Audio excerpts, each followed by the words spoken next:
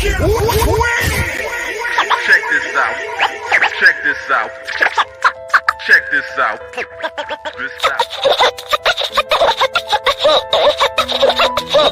You don't stop. Rap groups. Holy crap, are you okay? What's wrong with you?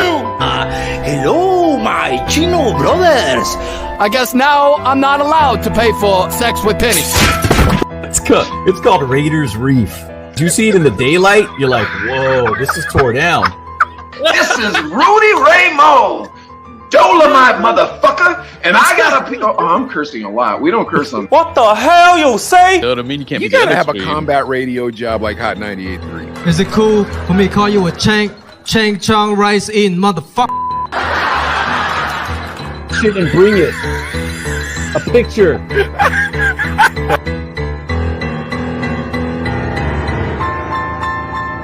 Everyone, Lady. you're not a lady? Yes, What are you? I'm Lady Boy. How much more is coming out from this dude's laptop?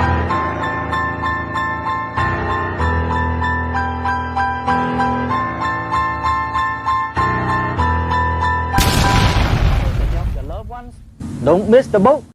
Don't miss the boat. Dude, can I say something about that intro? When you fell, I sounded like a baby. I was like, are you like a okay? baby? Are I think you laughed first. I think I edited the part out where you were laughing at me. So Okay, No, I'm I'm just like, kidding. You man, did- look at this guy. you didn't laugh. I was surprised you didn't laugh. Like when I stood up, I'm like, man, Adley didn't laugh at me when I fell off that chair. Dude, 'cause I was like, because you went from here to just disappeared. Well, I I was was like, sitting on a dang. trampoline. Like I was sitting with like a tall chair on a trampoline. So that was a bad idea already. Like I don't know what I was thinking, but hey, ladies and gentlemen, thank you for joining in and welcome to the #1 half Asian podcast in Bakersfield and Pittsburgh. #1, Yeah. Adley. Yeah, Um, no doubt. Now, Adley and I actually had an odd discussion this week that we've kind of had for 30 years or however long we've known each other. And it was about our Caucasian family because we're both half white. So it's weird because like I went to work the next day and I was talking with Gavin about that because he's half white, but he's half black and half white, you know? And it was an interesting conversation. But my point in saying that is to say, Adley and I don't agree on everything. We agree on what up, Oscar? We agree on certain things, but some things we don't agree on, huh, Adley? Oh yeah, on occasion we've got different opinions. And we respect that we don't believe the same things, and we can accept that about one another and not hold it against each other. Adley, I think we could use a lot more of that in this country between the right and the left. What do you say? You know what? I totally agree with that. You know, to quote Rodney King from back in the day, can't we all just get along? Yeah. I don't To think we add can to do that, this. sometimes can we all just get along sometimes? I know thought you we're were not going to gonna get say along all the time. sometimes we can't. I thought they were going to go to add to that. Sometimes we can't. Sometimes we can't, which is Yeah. true too. What up, Marcus? Marcus, National Penguin Day. Oh, not till It's just tomorrow. tomorrow. Oh, that's your hockey team, right? Yeah. Oh, look at that. Okay, Pittsburgh yeah. Penguins. Pittsburgh Oh, Penguins. very cool. Okay. You watching Okay. this playoff football or what, dude? Oh yeah, dude. Oh yeah, Rams are How out. But nice I'm is still it? watching it. It's been fun. It's been really cool this year. And my cousin's a big Jaguars fan, and they made it in. Yeah. Beat the Chargers barely, coming back Yeah. from a 27 to deficit. So that was pretty cool. So and Trevor Lawrence, the quarterback, kind of when my son has long hair, kind of looks like him. Kind of. Obviously not as tall. He's only 11. But Did you but he has see the same that? look. Did you see that weird Green Bay Lions game Dude. 2 Sundays Yeah. ago? Yeah. Where the defensive end or whoever it was just walked up and slapped the ball out of the center's hand for no reason. Dude, Like, yeah. and There's then some he beef put in football. That was that yeah, dude, but then that crazy. dude pushed the athletic trainer. Did you see that? Yeah, The that guy was on Green definitely Bay? uncalled for. That was uncalled for. That guy. Yeah, that was awful. Pushing the guy trying to help him. Yeah, that was I remember him whining out. He was walking down the tunnel because they ejected him and stuff. He's like, Yeah, he was "Man, it's crying. unfair, man." You're like, dude, it's time you gotta, I don't know Have if he was saying accountability for your actions. It's so unfair. I think I was seeing it as he recognized that he just pushed an athletic trainer a week after somebody had a heart attack on a football game. You know what I mean? Like, I think he Yeah. realized how big of a villain he'd be, and he really dodged a bullet because the media didn't talk about it at all. Oh yeah, dude, that was horrible. I mean, I went on Twitter after that, and people were just saying that guy's a clown. He should be fired. He just Wait, you went on Twitter? everyone, dude. I go on Twitter for politics and sports. That's the only reason I go on there. Wow, that's crazy. Because I don't know, because I like to see what people were saying, but a lot of people are just like, this guy's a clown. Oh my gosh. But I'm thinking, come on, dude. When you're 20 years old, 22 years old, you do dumb stuff, and that's how you learn. Man, that's a hard lesson to learn, It's a bro. tough way to learn. Right now. Hopefully he doesn't lose his gig. I don't think it'll go that far, but man, making a ton of money in the NFL finally. He's probably gonna get fined stupid. a ton of money, I bet you. Now, is Aaron Yeah. Rodgers coming back next year or what, dude? There's a few quarterbacks that I'm thinking, I don't know, man. Aaron Rodgers, he could play another couple of years, you know. Tom Brady, though, man, he looked like he just didn't want to be there that last game. That guy's got a against lot the on Cowboys. his plate, dude. I That know. guy's There's got a lot probably on his plate. someone was joking that, like, man, someone just must have sent him a pic before the game of his wife and her new boyfriend. Well, Just then be like, oh, that's mean. the cryptocurrency, like all that. And then losing your fortune. What's cracking, DJ? DJ Doc. Doc? Raiders fan. There's another quarterback. Where's Derek Carr going? I don't know. We got our guest, Baby Dave, is up in Fresno. So, Derek Carr cordially left the Raiders. So we'll see what happened to that because there's a ton of freaking Raiders fans out there too. Yeah, dude. What up, Josh? Josh? Samples. Samples. Look for the samples. And samples tonight, bro. Nice. Tonight I tried, Josh. I'm on the Flying Monkey, and this is really a flying monkey, homeboy. Like this is the bomb diggity. What up, Gav? All right, Gav. Adley says he can make that link work. Do you think you can make that link work? Adley? It's going to be a screen share, so it's going to be different. Can but you we do can it? make it work. Yeah. Okay. Yeah. All You want to right. do that first? Next time. No. We like to do it with the guests. Make them I uncomfortable. was going to say Next time, Gavin. Case not letting me show We'll this work on it comment. together so we don't have any more mistakes. Man, Doc says I something. was trying to show his comment. Oh, there it goes. Dude, my computer was tripping. Maybe it was Derek Carr saying, "Don't show that comment." That's right. Maybe because that I was clicked the it like internet trying 5 to times. censor. Yeah, Maybe it's trying to censor. Doc. Oh, come on, Doc.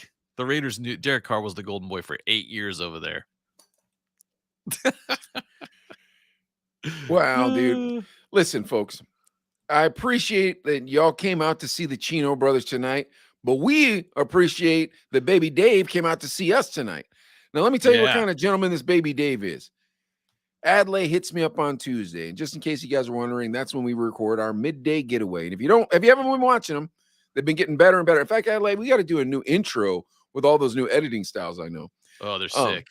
Yeah, but Adley says I can't find a guest. And I said, all right, start rounding it up, man. I start naming off DJs. And he's like, bro, these people are busy right now. And then he said, you know what? Maybe Baby Dave will hook it up. And sure enough, by the time we got in the studios, Baby Dave was a gentleman to come on the show. But now when he comes on the show, let's tell him he was our first and foremost, the only guest. 100% only guest. Absolutely. We got the crowd. We got Oh, the hold on. crowd in the Sorry. studio. I've been puffing on this flying monkey, dude. So We got a live studio audience. and a Sometimes ton of live they studio be audience. puffing too, so we gotta Yeah. wake them up. Get All back right, hold on on. it. Let me get on here. I'm on the Flying Monkey tonight. 100% best product I've got from you, Josh, in months. All right. Ladies and gentlemen, Baby Dave. Hey, kids. What's going on? How you doing? Still kind of here at work.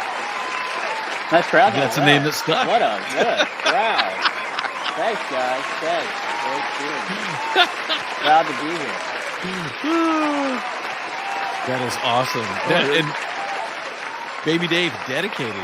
He's still at I know, work. man. Baby Still- Dave still works working. works Hey, hard man, for I'm the a money. Filipino, so I've got how many jobs you got, bro? That's what Wait, I'm are you talking Filipino? about.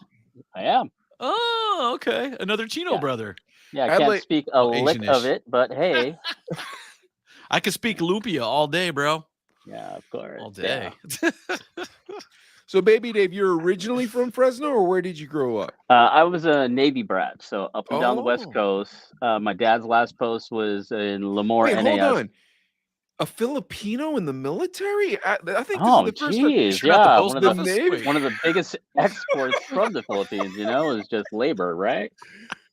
But hey, man, he did what he did, and I'm living the good life. That's for the right, States, bro. as God opposed, bless him. God bless him. Yeah, true.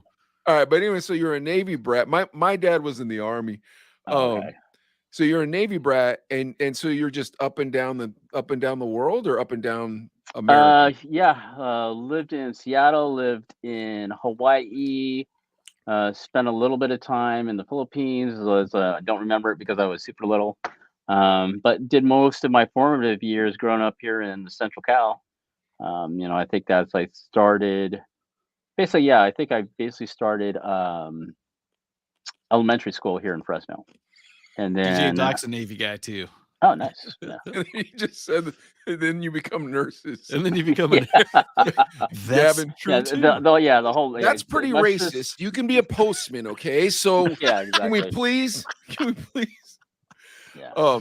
So central. When you say Central California, we're talking where, Fresno or Fresno, yeah, because Lemoore NAS, which was my dad's last post, was about 45 minutes south of here, and so he did his final posting because he had been on ships for the most of his career, and he was a full retired military, and so, but his last post was, mom wanted to basically told him, you got to get a land gig, can't have you on a ship anymore. But here's the crazy part: Lemoore is in the middle of Central California, but there's a Navy base there, whatever. Yeah, it's a naval air base. It's Uh-huh. basically it's where they train the F-18 fighter pilots for the West Coast. The other East Coast one I think is Pensacola, Florida, Mm. and that's where I think the Blue Angels are based out of. That's correct. But yeah, so my dad was basically it's listed on his obituary that he was a machinist, but he was a cook. Is it- The machinist that he was working with was probably like a griddle and a big soup pot. So there you go. Hey, they had to eat. Yeah. There's something else in Lemoore that my Asian mom loves to visit. Is it the Tachi Filipino Palace. store there? No, Tachi Oh, Palace Tachi Hotel and Palace, yeah. Casino. Yeah. The casino. That is like a mecca for both people in Bakersfield and in even in Fresno, because it's like 45 minutes away, so it's a easy jaunt. Except when there's fog. The fog is always the worst here. Dude, the fog over there in Lemoore. I mean, it's Mike. Just picture just cornfields and whatever fields, agriculture, and then this huge casino right there. Holy cow! And it's just you drive through. Just it's imagine. scary, Okay, wait here. Let me get this. So, imagine the fog and only be able to see about that far. Holy yeah, cow! it's just Yeah. maybe when the fog maybe. gets deep. Oh my god! Especially around in just coming to once you leave, Bakersfield, Delano, and then you get into that no man's land between that and Tulare and Visalia, right around McFarland in there. Yeah. Oh man, you are white knuckle driving, fear of God. You're like staring. Is that a red light? Driving A white light? Oh my god! I'm gonna die. This is how I go. Jesus, take the wheel. But there's some people just 70 right behind a semi truck. You're like, yeah. Those are the worst too. Those freak me out. Goddamn minds. Yeah, that Oh my freaks me gosh. out. Yeah. All right. So, Baby Dave, when you say your formative years, were you like middle school, high school over there? Is that how it went down? I basically all my moving ended in when we got here to the Central Cal. And that was my mom middle wanted school? to basically that's when my parents and my mom, they bought the house, and then my mom was doing real estate right out the gate when she got to California, and it was got through that whole big boom before I think the whole crash. big gas crisis crash of the late 70s and all that, which we're all kind of reliving again. Yeah.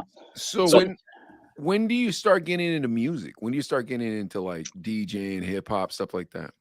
Okay, so I got into music late, and that's because of my mom. So I grew up Seventh-day Adventist. Oh wow. Yeah, you can't dance, you Hardcore. can't do nothing, right? You can't do Legit. nothing. Yeah. I wanted to play soccer and sports so bad in elementary school because that's what all my friends did. But like for Seventh-day Adventists, you can't do shit. I know. You Was your can't. You mom? can't. I No, can no curse on this, sports. right? We don't curse. We try don't- not to. We don't because Okay. we're not Yeah. monetized yet. So like they bump our views down when we curse. But Oh, okay. You okay. are at Yeah, work though, Dave. we're I don't not know. cool Can you yet. Fair curse? enough. Okay, we're so not like, we're not big enough yet. so darn it, I couldn't. I wasn't allowed to play on Saturdays. Because that's the Lord's Day. Seventh-day Adventists, they cow. basically, due to a clerical error with the Catholics and them saying that they changed the calendars to the Gregorian calendar or whatever, that the Lord's Day is actually on the Saturday, that's why they call it the Sabbath, Yeah. Sabbath day. So wasn't able to do that. So Wait, was growing up, your mom was Filipino too? yeah, my mom was Filipino, my dad's Filipino. They're both from Luzon. Mom's Seventh-day from Adventist though. That seems Yeah, you think like unique growing for up in a bunch of Filipinos. around, like surrounded by a bunch of Catholics and Catholics, stuff. yeah. Like it's a tough bill, but that my mom was just devout. She She just wouldn't let it go. Wow, wouldn't let it that's go. It bananas. was something that my grandmother was just super. This is it. If you don't do this, you're going to hell for sure. And my mom took Holy it to cow. heart. Yeah. Yeah, because my totally. my grandfather on my mom's side had a run-in. The stories that we've been told is that he died either due to trying to collect money for the car that he sold, and the person that bought it from him said "fuck you." Said F like, word you. boom, you're not getting any money. In fact, you're Holy cow. dying today. Or that's one. And the Wow. other part of it was that he was also politically aligned. So, and Huh. he was politically aligned with a candidate that Lost. wasn't well liked, Yeah. and then he suffered Wow. consequences for it. So Oh, those wow. are the stories surrounding my grandfather's demise. So That's nuts. Well, anyway, so yeah, the Seventh-day Adventist. So obviously you ain't going Halloween trick-or-treating. Let me yeah. think of the things you don't get to do No, that no, me and no, Adlai wait, got to. no. I wouldn't say we were strict. My mom was strict, but she would wanted us to still assimilate to the, Howley Oh Americanized yeah, thing. nice. So those little things, yeah, like she led like, hey, yeah, go out trick or treating with your friends, blah blah. But as long as it's not on the Sabbath, it's That's not the on best, Saturday. dude. You Okay. got the best though, because it's Seventh-day Adventist mom before her Asian mom. And there Yeah. ain't nothing like an Asian person, especially like first generation Asian person, that Yeah. wants you to be American No, I think that's until you they become wanted you American. to What's that? assimilate. But the thing is, there were certain things that I feel that I was deprived of as a kid, like growing up in like I think in kindergarten, first grade, and then in our house, we still had my grandparents on my dad's side living with us, and they spoke Ilocano and Tagalog. And so, growing up as a kid, you would learn to speak like that. And what I mean is that if you talk to a lot of hardcore Filipinos, they're using that Tagalog-ish kind of sound, where it's basically they'll rattle off a bunch of stuff in Tagalog or Ilocano, and if there's something that doesn't make sense, they'll say it in American. They'll say it in English, like English, yeah. blah blah blah blah McDonald's, and that Yeah. kind of stuff. Yeah. Just like the Spanish one, but that's how they speak even back in the Philippines. You'll just get these. If you've ever watched, I got what's the name of the channel, the Filipino channel. But you'll see him and you're watching like a game show, and they'll see this guy rattling off blah blah blah blah blah, and then just say a bunch of stuff in America, in English, because that's how they speak. They'll literally like it's what's the easier to understand is what they'll say, whether it's in Tagalog, Ilocano, or English. If it's easier to get your point across, they'll say it in that language, Well, and it's that's how we spoke in the house. It's a So unique culture because there were so many colonizers for the Philippines, Adlai, like just one country after the next, Spain, and then this and that. And so it's the most international culture, yeah, oddly enough, in the world. Because it's so weird because they're very culturally like Thai people, but then they're also very culturally like Polynesian people, but then they're Yeah. also very culturally similar to like Mexican people because Spain ruled them so long. So it's a really unique culture, but a culture that loves the United States of America, baby. Like Filipinos love America, baby. I promise Yeah. you that. Exactly. Were you growing up though? Were you surrounded by? I mean, so it was all English speaking, or Yeah, like yeah. I mean, Well, to the point where I was going with my story was, so in kindergarten and first grade, I remember it vividly. They had a translator, a guy that spoke both English and in Tagalog, kind of assess us because the teacher at that time said, "I'm having a hard time educating this kid because he keeps talking in Tagalog." And so, because that's how if I couldn't get my point across in English, I would just switch languages and just speak to the teacher that way. I would just, rattle off. But they had basically told my mom and dad for a parent teacher conference meeting that I couldn't speak Tagalog anymore at the house. They wanted me to focus speaking strictly English. So that lost me all my things for being able to learn that language, which I think now, like, why deprive me of that? That's a part of my cultural heritage. See how me and Baby Dave feel about white people, Adelaide? Well, you better get on our side. Yeah. I remember that too, though. No, even because I don't know how old you are, but in the 70s. Yeah, I it was bro. My born in name the is Baby 70s. Dave, so you got to guess. So he's a baby. It was the 70s. Born. In the 70s, there 70s. used to be dialect class for minorities, so that our tongues would speak better English. I don't know how to explain it, but that's how come when you meet a lot of Native Californians, and particularly Native Californian minorities, you pronounce the second month of the year February and not February. February. Because February. Yeah, February, because right? because you were taught these enunciation classes in that era. Yeah, well, sadly though, now we've learned that you can speak two languages, one language. Oh yeah. But back then in the 70s, my mom would be like, "No, I'm not gonna speak Thai to you." Even my dad was Peace Corps, so he was pretty good with the Thai language. Yeah. But even then, he's all like, "Nah, we don't know. Let's have you focus on English," I which is a didn't- bummer. My I brother. didn't go ahead. Sorry, I was gonna say my brother is a couple years older than me. Apparently, he was fluent when they came over, and he was probably like 5 or 6 or 7, something like that.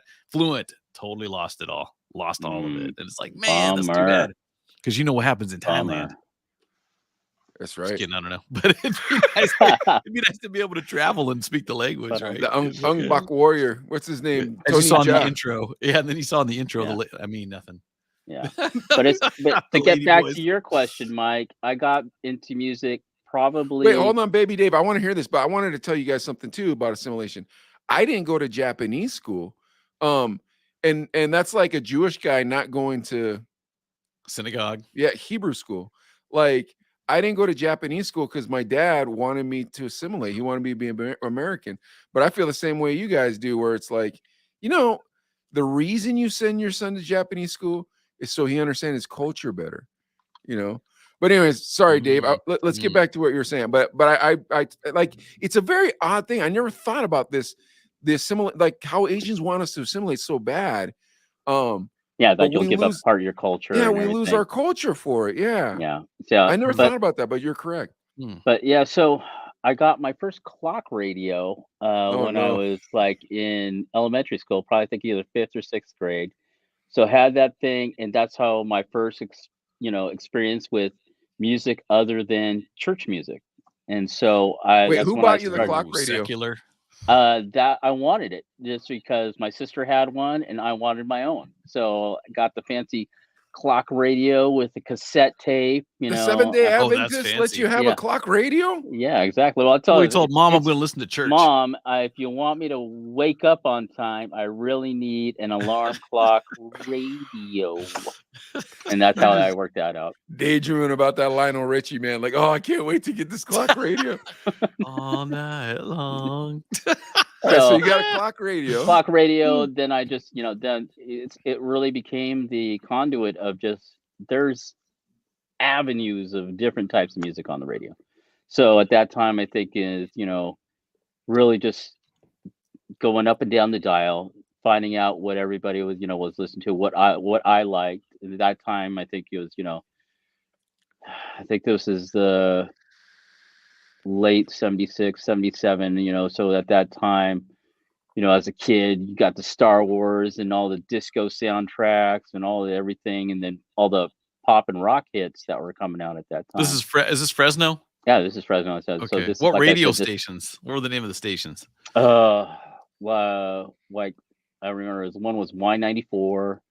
One was still KKDJ, which was like it was like a heritage rock station at that time. Several others I could barely remember, but those are two that I most remember just pop in my mind at the moment. But they were all just these pop rock at that time, top 40. Nobody knew what like R&B was its own separate entity, and then what was going as top 40 and pop rock was just these rock and pop acts. Everything from like Captain into Neil to all these kind of like disco hits wow. into what's considered now yacht rock, which was just basically really popular top 40 hits. Everything from Paladar Definitely the ballads to 70s, yeah. fun, Who are goofy those songs. two? What are those two guys? My daughter loves yacht rock, and I'm trying to think what's the name of those two guys that Hall and Oates. Those are the two guys I'm thinking of. Yeah, yeah. My daughter loves yacht rock, man. We'll be driving down the road listening to Mandy and like that type of stuff. She just loves talking it. about a dog, right? Yeah, she just loves it. Well, because the thing is, they're all hits. All those songs on yacht rock are hits, and it's just like any like oldie station now. Like you're not going to hear like an obscure song because it probably wasn't a hit. Yeah, all those there was a time when they were just considered cheesy even. Corny, but at the time yeah, they were like cool. It was cool Yeah, at the time, let's face right? it. What was Yeah. it? The Brady Bunch in the mid '70s I think they had a top 10 song when that little Oh yeah, that episode released. keep on Yeah, dancing on through yeah, the exactly. night.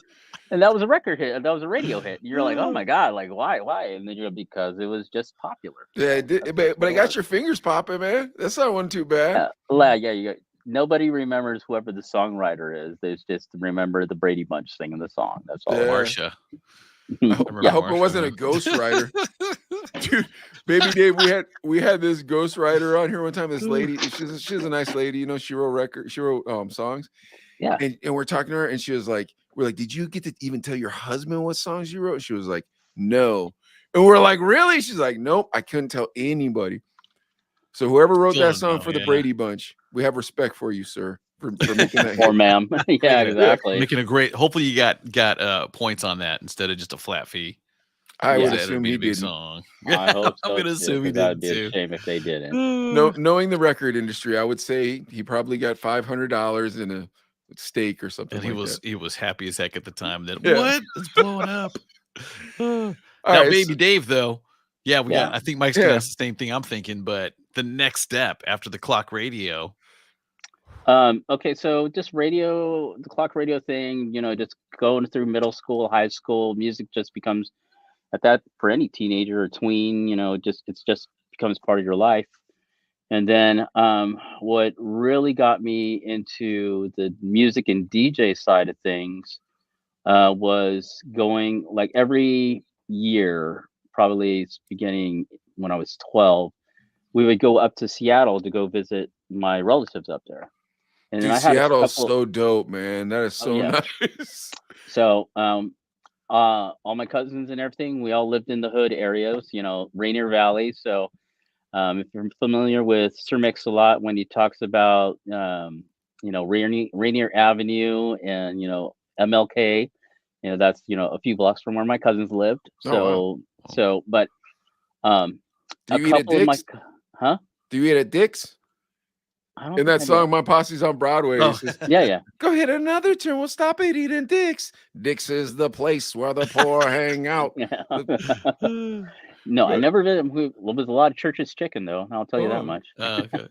So, but I had a cousin that basically DJ'd, and so I just remember coming to over the house. There was basically a party going on. They had like the gear all set up. And here he is, controlling the crowd, scratching away at the early beginnings of, this is like, I think the early 80s, like 82, 83 at this point. What records was he playing? Do you remember? Like just whatever was popular out at that. I mean, I can't remember the specific song, but it was just, he was there DJing, had his own little stash of records or whoever, the records that people brought or anything. And then he would just kind of mixed them in. And this is the early days of hip hop when people just started to learn how to scratch, and it was just the baby scratches to throws. Get it in, and then if you knew how music was written, you could drop everything in on time and just keep the party going, and that's all that mattered. But that was one of my formative things where I'm like, that's cool. I want to do that. And so that's when I basically, at turning 17, I had gotten some money through an accident that I was in early in my life, and then basically was able to buy my first set of Technique 1200s. I had a Newmark 1700 mixer. And Wow. that's how the journey began. And then so I had the equipment, started DJing. There was a little teen nightclub at the time called the Lighthouse here. They threw a basically battle of the DJs, and it was me and a couple of friends that were just doing these like kind of little battle trick things, trying to excite a crowd. And then it was playing everything from new wave to, at that time, whatever the popular R&B hip hop records that were, I think it was like LA Dream Team, Rockberry, just all these little party Those are songs. great songs. Just Yeah. played that for Cade, my son, yesterday. Just played Which that. one? Rockberry Rockberry? Jam. Yeah. Yeah. That was a big Rockberry. freestyle era Okay, too. The yeah. Debbie Debs Yeah, and stuff. and right? the Chmears. freestyle was huge at that time. Yeah. So we basically, did that, and then I basically kept growing to. People would ask me, "Hey, you want to play this party? Oh, hey, you want to do this thing?" So I remember my first. I've been in the restaurant and bar business for basically when I started at 18. And I was telling Adelaide earlier, I was basically would do these little gigs, parties, and then I worked at this Mexican restaurant called Tequila Pete's, and then sometimes the DJ would be late. He goes, "Oh man, I can't get off of my other DJs. job." Typical. And so they would ask if, "Hey, can you, just play music for the first, till Barry gets here or whatever, And so I would just go because they had all their record collection already, in-house. They didn't create in their own records, and I would just throw some stuff on, make sure it just mixed, and then just at least keep some background music going, and just, that's where I kind of like figured out what was hot, what was not, when it was tuned in. And so that was basically 88. And then I got out of the restaurant business, but I was still doing these little gigs at bars and nightclubs. And then I was working at the mall at one point, and then I got basically working at the mall. That was my day job, working whatever What store? hours. Wait, what store at the mall? I worked at Chess King, Merry-Go-Round. Nice. I worked at 579. I was the first male employee for my district. Dude, Baby Dave was a cake boy growing up, dude. I was going to ask, you rocked the Cavaricis and the silk shirts. Oh yeah. Of course, dude. Look where had I the worked. mullet. But we didn't call them mullets, but remember it was short on the side but long. Yeah.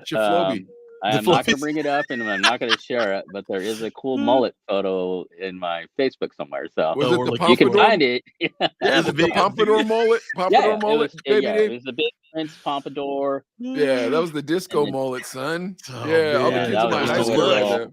And then what was it? And Chess King, man, you got all the discounts too, or what? Yeah. Well, they Dude, just that's getting why I like, said he was a and like cake boy, the dude. Come on. yeah, the manager was like one of our good man. friends, and she would go out to the nightclubs. Basically, that's how she knew how she recruited me to sell at her stores, because a lot of people. I want you to just let them know that you work at Chess King. And Wait, if I'm they gonna need ask. Let me ask geared up- Mike something. Do you think Baby Dave wore eyeliner in the 80s? No, but I was about to ask him what kind of shoes he wore in the 80s. Baby Dave wore eyeliner. You wore eyeliner in the 80s. No, I did not. No, wear he was a No. disco biscuit, man. You No, didn't that grow up wasn't me. around us. He was a disco biscuit. Yeah. You know it if you Although saw I it. idolized Prince at that time, I did not, do the whole makeup thing. I did dress a lot like him, so I had this like really weird new wave / Prince look, with the folded over skinny looking jeans that you would Hold kind of on. like I'm pleat out. trying to get to these shoes, Baby Dave. Oh, yeah, 'cause the shoes I have a too. guess on what shoes you wore. So it was either those Warachi shoes, those ones that were like kind of braided, whatever, yeah, okay. It was either those Hirachis, whatever, or it was creepers. No, I had a pair of wait. creepers. I was gonna I say told the you, man. I Bruce knew it was one of the Lees. two. Remember I the had Bruce a Lee pair of karate creepers. shoes? I had a Paradox. Oh, I yeah, also had No, these because weird. Oddly enough, I wore a lot of women's boots because of Prince. So I have oh these man, little things. Yeah, Man, hey, bro, why I'm did you we're have to done. a tell short, us We're skinny done. little that? kid. So you And the need some height. broadcast. You needed some height to compete with these white kids. You know, Jesus, man. You had the fresh threads, dude. What are you talking about? Yeah. You wore So women's boots? yeah. Because it's like What the it was that's just like these little kind of like they look like cowboy boots because they Yeah, have but like the nobody little. knew they You were know, women boots. Yeah, Like and I was no, gonna no, say they just look cool because you're just a cool guy rocking them. You know. those when boots me in and, the 80s, they had the felt ones too, like elf-looking yeah, boots. Remember those? yeah, Those were yeah. super popular Yeah. too. And yeah, you When know if me they and were Adelaide were in women. college, I used to wear ladies' sunglasses No, because I yeah, was like, they're the best, dude. they They look have the like big puff thick daddies. rims. Yeah, they You can look like puff hide. daddies. I was like, no, Mike, man, these look like titties. Yeah. I don't know if I told you when we were roommates, I wore women's underwear. I don't know Yeah, if you ever. I don't know So about it's, that. So if it's you were strictly sniffing comfort, some, right? just a heads up. Strictly comfort. I'm not a big sniffer, not a big panty sniffer there, Adelaide, but maybe I'll try it. You know, Hey, all right, dude, hold on, because baby we were Dave. basically Fresno up the street from LA ish, right? Two and a half hours north. So there's a lot Wait, of hold on. similarities. I could be in Hollywood in like depending on traffic, probably like 3.5 hours. Okay. 2.5 to 3 hours. I haven't left the shoes yet.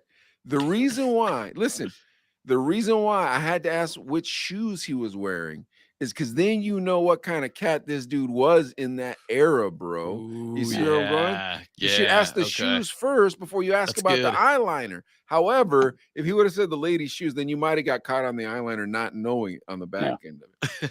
Yeah. But all right, anyway. I blame Prince. I blame Prince for all Prince. that. Prince was No. Hey man, I was a fan of Prince. He was a fashion musically icon. speaking. Yeah, music wise. But ladies love Prince. Yeah, The exactly. ladies loved Prince, man. Woo. Yeah. Yeah, super. I don't know, man. In sixth grade, I gave my she was one of those hot for teacher type teachers, you know what I'm saying? Like all the dudes are like, oh, Miss Trujillo, so hot. I gave her a Prince album and she was like blushing, almost crying. Like, oh my God. Didn't help me any of my sixth grade fantasies or nothing. Were you? But... Oh, I thought you were going to tell us, and then she was on the news or something like that. Oh, she was, yeah, for seducing a kid. Mm. Dude. Okay. Adley was talking about women's panties in our apartment. Let me tell you something about this, baby Dave. When me and Adley were young, we were super broke, right? And we had this idea that we could take an ad out in the Tucson Weekly, which is, it's kind of like one of those papers you always see where they tell you where to go to the nightclub and type of thing. You know what I'm saying? And what we were going to do is pretend that we were a lady selling our panties and then buy ladies panties like at the dollar store, thrift store, or something, and then put tuna juice on it, and then we're selling it. And then Adley was writing up the letter. Oh, the ad. The ad. We looked at each other. We're like, we can't do this, man. We can't do this. We can't do this. Oh, DJ Jess. What's up, What Jess? up, Jess? Baby right. Dave, you know DJ Jess, right? DJ Jess. What's going on, brother? So you're DJing and you're working at Chess King and you're working at Merry Go Round. And man, you're relatively young. Those were the still. cool Are you 18 scores, years man. old? No, well, when I was doing that, I basically already graduated high school. So this is probably when I was 21, I think 22 to 25. Well, I was basically working for, at that time is the Bislows. They had a place in downtown Fresno, which was basically, we turned it on. It was me and a buddy, Matt Davis, were their resident DJs, and we would basically host a bunch of other guys. But then they moved from downtown up to northern part of Fresno, had a new nightclub, and then we just kept the party going there. And then that's, I think, 95 is when I got into radio, because we were doing they had radio nights. Like the night I got hired, they had this kind of long-standing party called Take Me Back Tuesdays. So they would basically, it's an old school night. It's a Tuesday night, so it just became this little underground college thing because retro was still good no matter what for a lot of people because it's hits. And then so people would come out to it. We'd have a packed nightclub, and then we would have the radio station. Wait, what retro songs are you playing? Like what? Well, what at that time, era? so it's 95. So we're playing late '70s, so the disco funk era, playing that to like the early '80s. That was about the time frame that we were trying to shoot for, and we would mix in a couple of like the current songs into. But for the most part, we were just playing a lot of that was our solid base of what our core music catalog was going to be for that party. Now, And were you this wearing? was Fresno State. Was that the No, college? no, actually, I never graduated. I started doing the whole, um, city college deal. Okay, but the DJing. college night was just college age kids from different schools. Yeah, just college age kids. Yeah. But Okay. that was usually the base of our stuff because it was like it was cheap drinks, easy to listen to music. It was a simple formula for getting a party A started. college night. Yeah. What were you And gonna ask, so, Mike? so we I was did going to ask that, if he and was then wearing the at that ladies' time, boots. for the radio station that we had that was doing the promo for us was KBOS B95, and at that time in '95, one of their guys, Jay Swing, was his day job was basically working at Radio Shack. He I think was a assistant manager at that time, and he got an offer to become a general manager, GM, and you just couldn't do the radio thing anymore. So this 5 o'clock old school drive at 5 spot became available, and they thought of me because I was already doing an old school night, which they knew the music. Ah, I That's had the pretty cool. catalog of stuff that they already knew, and then they just said, okay, they offered me the job. I remember when the promotions director and the PD came in and basically went back and they talked to my boss to just, I guess, kind of figure out how I was as an employee. And then, Mikey on the mic, who was the music director, and then I think night show guy at the time, had basically, vouched for me along with the midday girl who had hosted the night a couple times. I think it was Lorraine Love was her name at that okay. moment in time. Yeah. And they both vouched to say like, hey, this guy's super cool. He's easy to work with. Hire him, and they did it. I remember when they literally asked me like, hey, do you want to work for the radio station? And I'm like, yeah, why not? Yeah. I thought that was B95, man. it was the number one station in the Yeah. market. There was like nothing, this is they had literally zero competition. They B95 were was the like stars. a Power 106 it was to LA. Wow. Correct. Yeah, fair to say. Yeah, okay. Power B95. 106, or Yeah. like at that time, like nowadays it'd be like the Wild 94.9 in the Bay Area. Yeah, okay. It was just one of those things, and it was to its form. The program directors were smart enough to not have to worry about maturing records.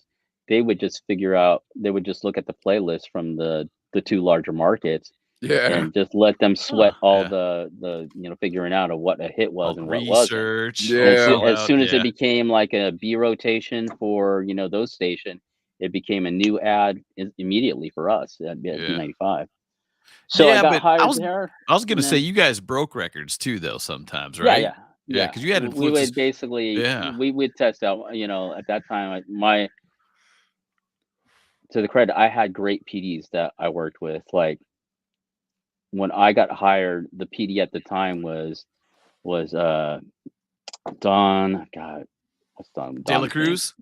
No. Oh God, Don He's a Parker. voiceover production. Don Oh, Parker, okay. who's now the PD and actually I believe the OM for iHeart in San Francisco. But at Whoa, that nice. time, Oh, he wow. was Yeah. he was the PD, which I always thought it was great because for KBOS is a stepping stone for a lot of great talent, that came through the 90s and 2000s.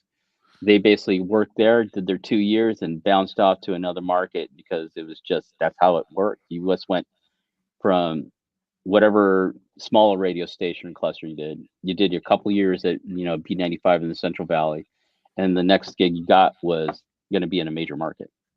Yeah, it was a stepping stone for sure Yeah, to a big market. Yeah, that's Yeah. awesome, dude. Oh yeah, that's So- cool. So Yeah. and then so I worked for Don Parker, I worked for Mark Adams, I Mhm. worked for Steve Wall, and even when I worked in, I left Fresno in 2002, and I actually moved to Las Vegas to go help some buddies open a cell phone stores, and that didn't work out. So I got back into radio there because I had a buddy that was marketing director for at that time KLUC and Okay. KXT, basically KLUC 95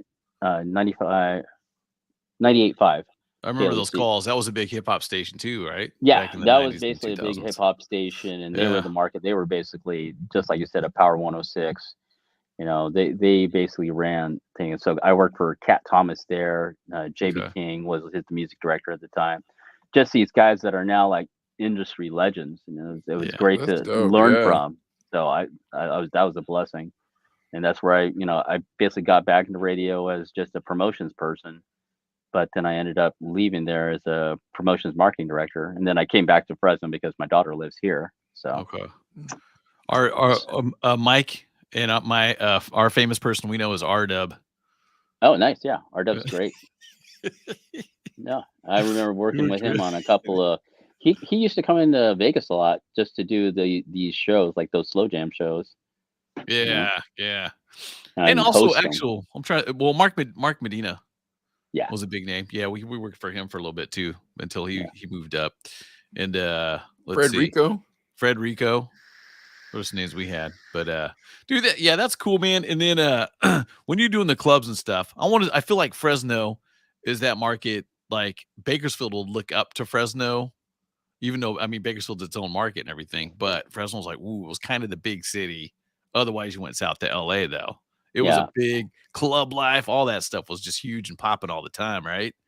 Oh yeah, we had a decent run. I believe there was like a period like in the late '90s where I think it was post NWA, and then so the cops really cracked down on the clubs and stuff, and it became Boo. it became super dry for a hot second, and then it did pick right back up. You know, I think it was that mid '90s where that was the case, and then like the late '90s where that second revolution of dance music and more pop hits kind of filtered its way into just the radio and stuff, where Clubland just took off.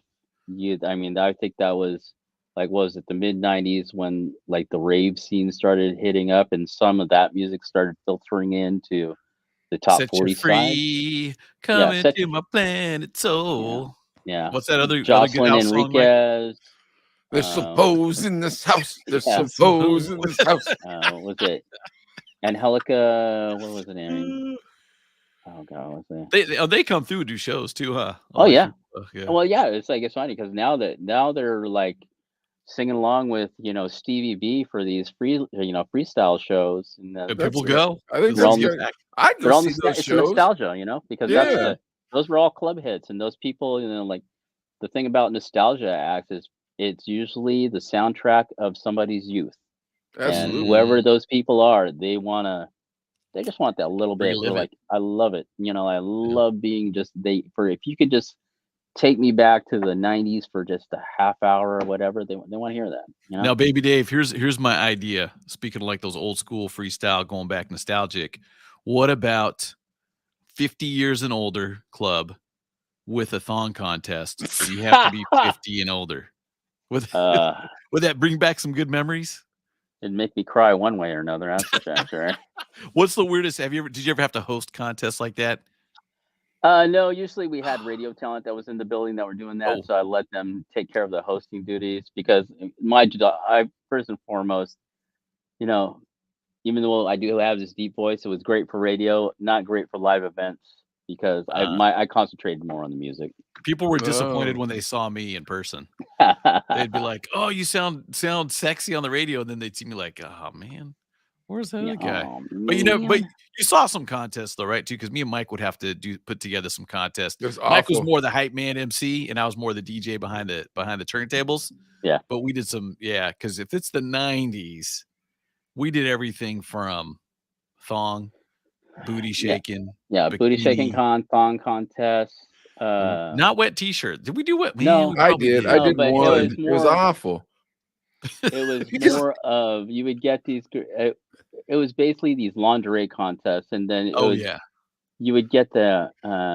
I called it the booby bounce. So you would get girls to strip down to their tops and lingerie, and then they would just jump and jiggle. That was bounce. basically it. And then you people, it was all crowd, like clap for who do you think has the best racker, you know? Here's the thing, Yeah. baby Dave. You played different clubs than me and Adelaide did, though. See, like first of all, we had to ask the girls, and that's really embarrassing to yeah, ask a yeah. lady in front of her boyfriend, "Hey, would you like to be in a wet T-shirt contest?" Like nobody wants the DJ asking their girlfriend that. No, Um, yeah. And What were the prizes, Baby Dave, that you guys had? Usually it was cash and bar tabs. Yeah, That was no. usually the driving factor, like, because you know, a girl that's 3 shots in, like, I will take that bar tab, you know, like, girl, oh, easy girl, slow your roll. Adelaide, you want to tell baby Dave what our prizes were? Shout out to my Uncle Dwight. What's up, Uncle Dwight, real quick? What up, Uncle Dwight? Our prizes were, I felt like the best one we had was like $50. That was the best one. It was but usually it was like bathing suit. You Oh, got they- to oh, they keep had to the wear- bathing suit, remember? did they get to Oh my keep them God. or did they reuse them? That's the They did scary part. reuse Oh them my until there was God. only one left. Trust me, baby Dave. Like we worked at the grimiest clubs. There's some nasty Our radio ones. station was in the hood. Like we didn't have none of this glory you had, man. I'm listening to this story. I'm like, oh my goodness, man. This dude sounds like he's on television. Yeah, we were working at grimy clubs, bro. You don't want nothing to do with our clubs. I was thinking about that, what you were talking about though, with that like retro feel. Cause like I've never been to a freestyle show. Like, you know, I've never been to a show where like Debbie Deb or whoever's singing, but I Yeah. feel like that would be sweet, bro. Don't you No. think? Expose. Yeah. You know what I mean? Well, We had, music. I've Just like, I've worked with a lot of concerts, you know, just being in promotions departments for radio stations. There'd be a lot of promoters that would have these concert tours already lined up, and we just looking for a radio station to, you know, kind of be the Partner up sponsor, almost, yeah, the and- partner driving it. And I don't know if you guys know who Alan Beck is from Oh Pacific yeah, we've done Concert shows Group. with him. Yeah. That's his bread and butter. That's what he does, Yeah. and he learned from Art LeBeau, you know, of that how to was put our these shows, boss. you know, to put these shows Right. together, and then how to, you know, monetize the most out of it. And you know, Art was, you know, Did you ever he work was for a Art? genius because he knew that it's just about people want to remember good times. You don't have to, you know, it's not an intricate science. Just play stuff that, you know, were happy songs for people, or there were empathic songs for somebody to relate to. That's all that matters. Did baby Yeah. Dave, did you ever work for Art?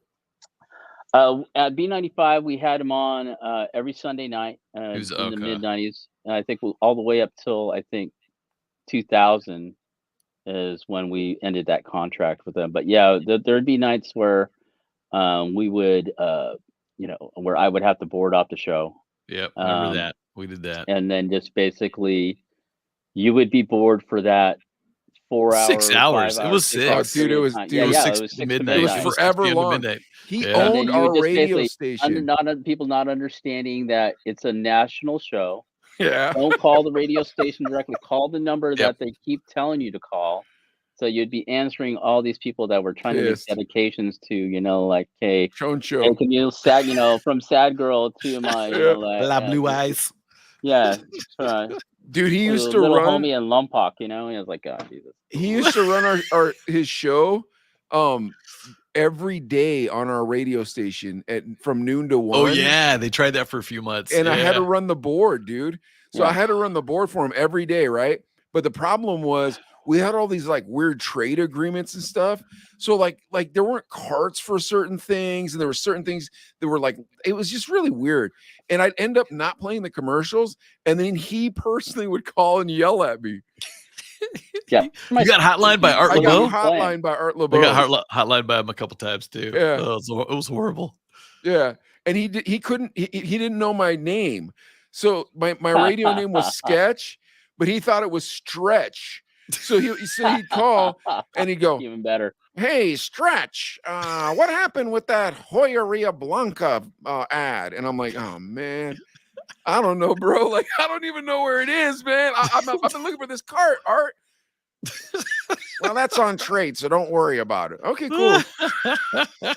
That's awesome. Baby Yeah, Dave, dude. so you were on the air after doing the mix show, then you went on the air? Okay, so here was like my typical weekend, like in the mid 90s, probably like 96 all the way up to like well, yeah, all the way through basically 2001 when I moved to, or 2002 when I moved to Vegas. So I, at that point, got rid of the job at the mall and we're basically doing promotions and on air for the radio station. But my typical weekend would be DJ at the nightclub on a Friday night, go from the nightclub to the radio station, do an overnight shift because this is all pre-automation, and go from basically working 2 a.m. in the morning till about 6 o'clock in the morning. Take a nap That's for Adley a couple hours I remember because that. then we would have remotes that day. Go take another power nap after the remotes, eat dinner, whatever, and then go work my Saturday gig at a nightclub. And then 2 a.m. rolls around, go back to do the overnight. And then, I'm finally able to catch some sleep unless we had a Sunday remote.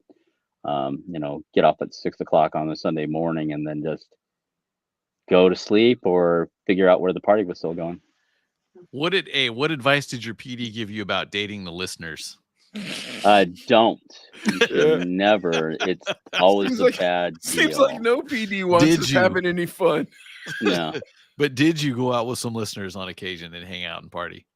I was invited to several parties because remember, it wasn't just the radio thing. They knew me from the nightclubs and they would Yeah, invite me over like, hey, can you the gear's gonna already be there. You don't have to bring your equipment, but hey, can you play for like an hour or two? That would be the gig, I'm like, hey, great. And then, God, whether it was this one girl that I'm passed asking me about off. the chicks. Yeah.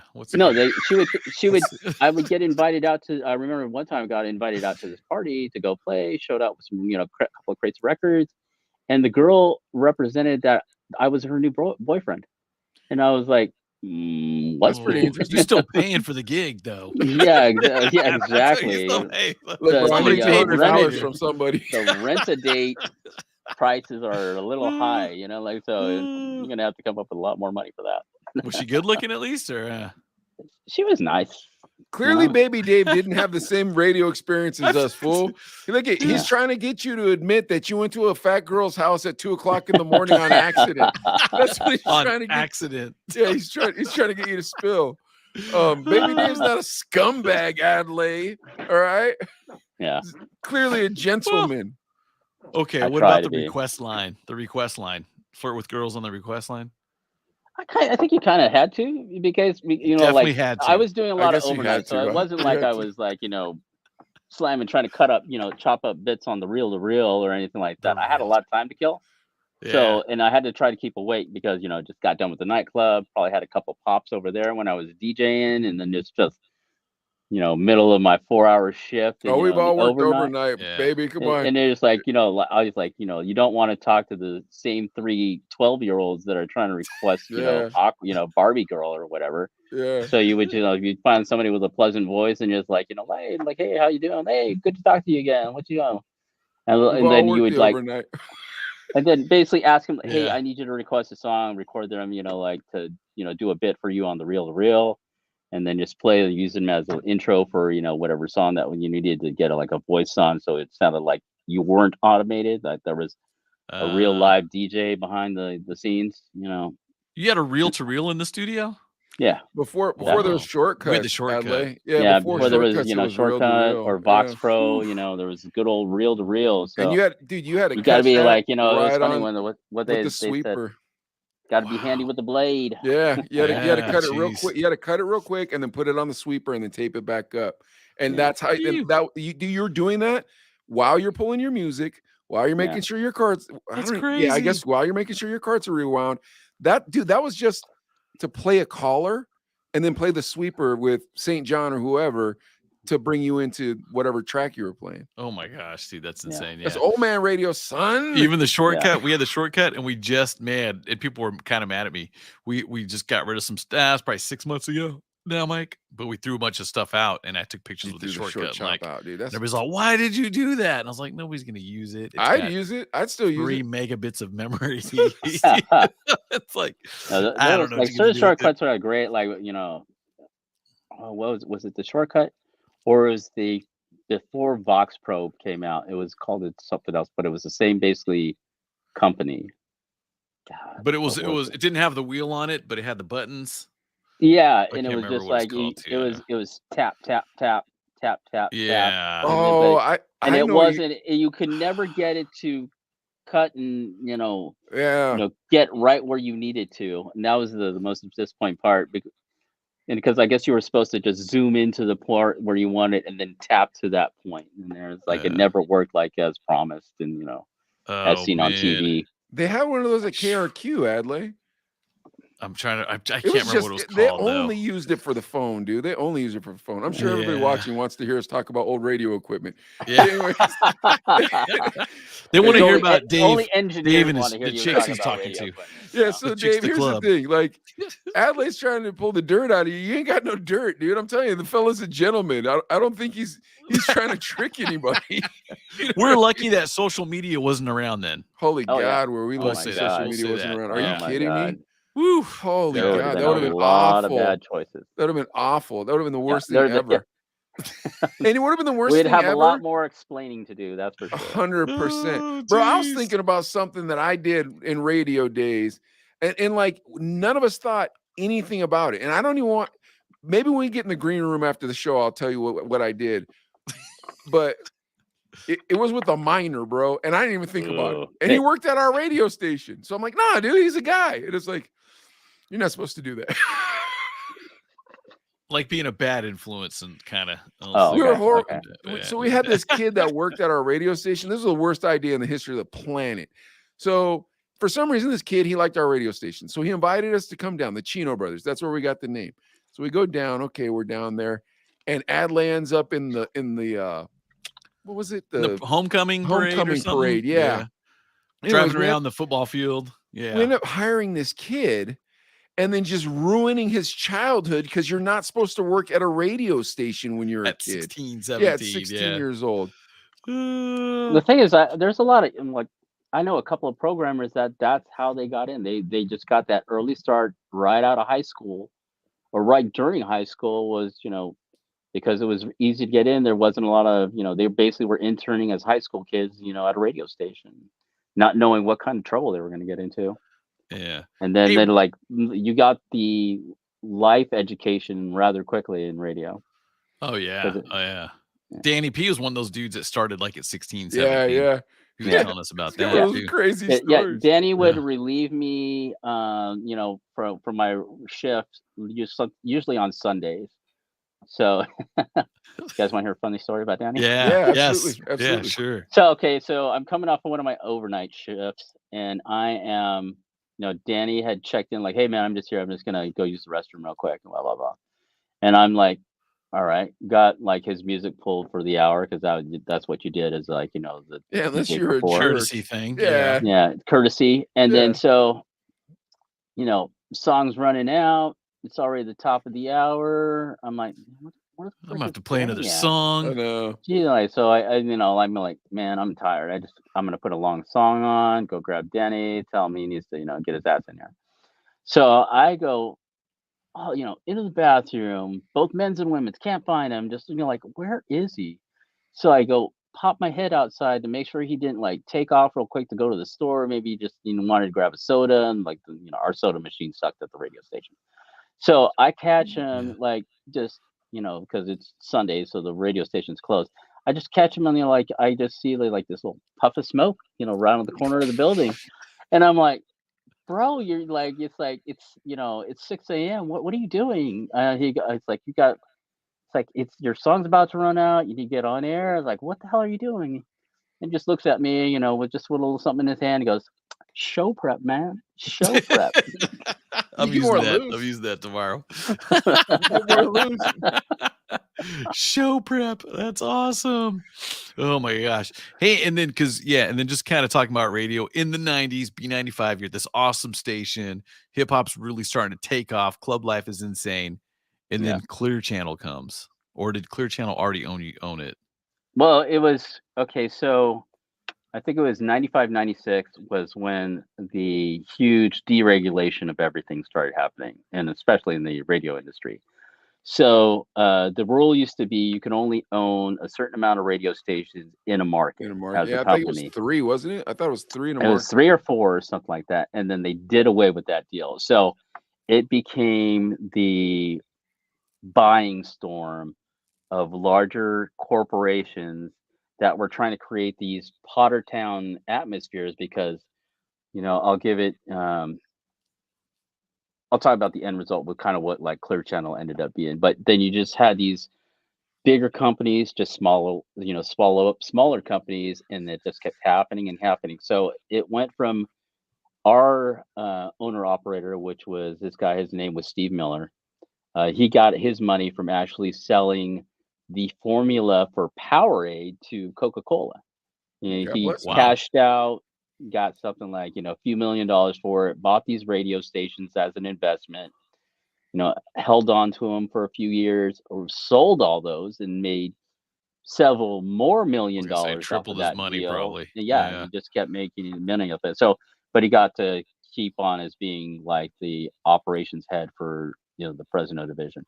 But it went from being Miller Broadcasting to Patterson Broadcasting to getting swallowed up by, I think at that time, it was the Star Station. So it was like they're almost like Pac Bell, where it was like, Southern Bell, Pac Bell, like it's All for right. for Yeah. for the phone industry.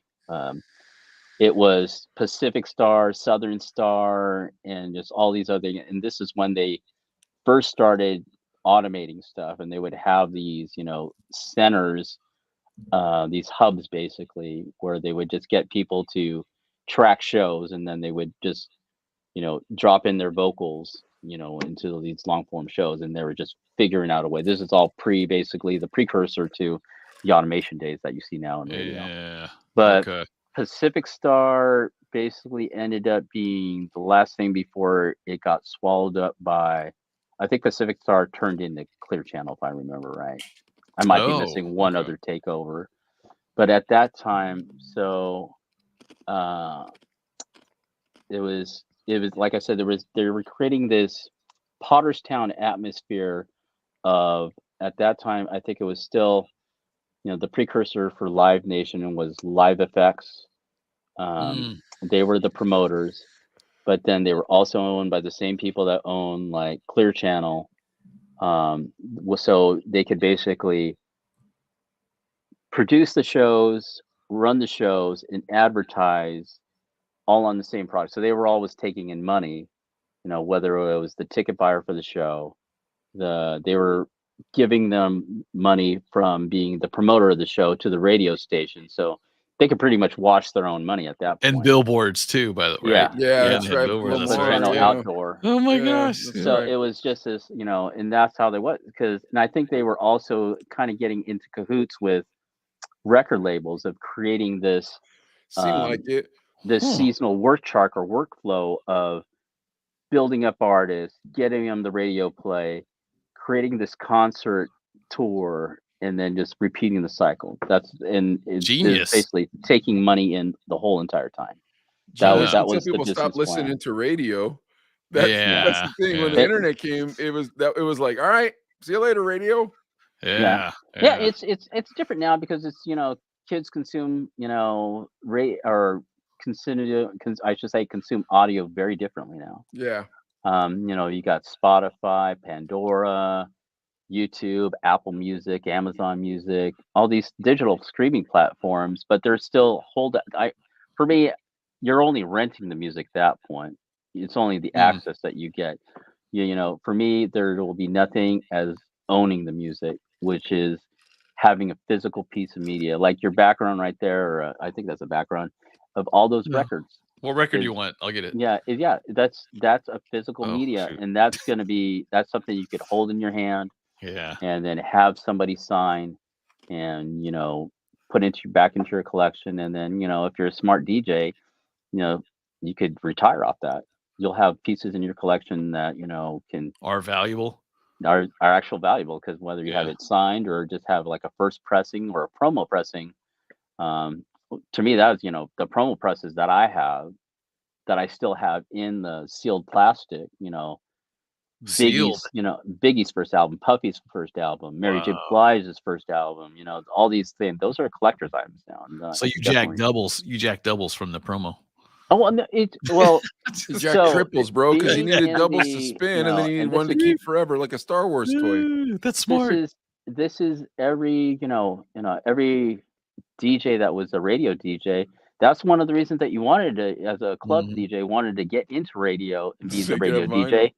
was because you would get serviced. Yeah. You would automatically get up on the service list for, you know, all the record labels. And, you know, it'd be super simple, and all they wanted from you, excuse me, was your address. And so every day became Christmas because you would always get vinyl Boxes of vinyl, dropped yeah. off of your house. You got it at your house. We had it at the station, At the man. station, That's nice. yeah. Yeah, I would always tell them, you know, just deliver it to my house, because I would tell the record reps, man, don't deliver to the station because they'll get jacked by one of the other Danny DJs. P's gonna steal it. Yeah, you know, show prep. Oh yeah, back in the day, man. Because before radio, when I'd go to the record store, and Mike remembers, I'd drop my whole paycheck at the record store easily. Yeah, this is pre-digital, so you would have to go. You would have to go where the records were. So for me, you know, in mid '90s, early '90s, all the way up till probably when they started doing a lot of Rick the Rebel digital servicing with, you know, the CDs and stuff. We would have to go to the record stores. Like, I would make the trip down to LA and then trip to San Francisco once a month, you know, usually midweek. And I would do my circuit around in San Francisco would be, or the Bay Area, would be drive up, come through the South Side into San Jose, grab what I needed from Groove Records, make my way. Then I would go to my record pool shop, which would be in Fremont, Bass Records, grab my record pool records there, then go across into the city, into San Francisco. There is like 2 or 3 shops that I would shop out there, like the Record Wrap, BPM. God, I forgot what the other one was called. Then I would go grab my house records, because I would go to Berkeley to go shop at Speedy and at Primal, because those were all the house records that, you know, I would get, you know, because I was doing a lot of house parties as well. Was there record stores in Fresno or not? Just not the same. There was a few, but it really became what they could access. And for a lot of guys, you know, if they were trying to be like, I think it was Sound Connection was the one here in Fresno, and that was, I don't know if you guys know, or the name B Down, or sounds familiar. I don't know. He was a DJ that was working a lot here in Fresno, but him and this other guy named Alan, you know, they were running this shop that was basically right across the street from Roosevelt High School. And, you know, I knew the guys there. I would stop in and, you know, ask them, because I was curious to see what they were getting there, you know, who was servicing them.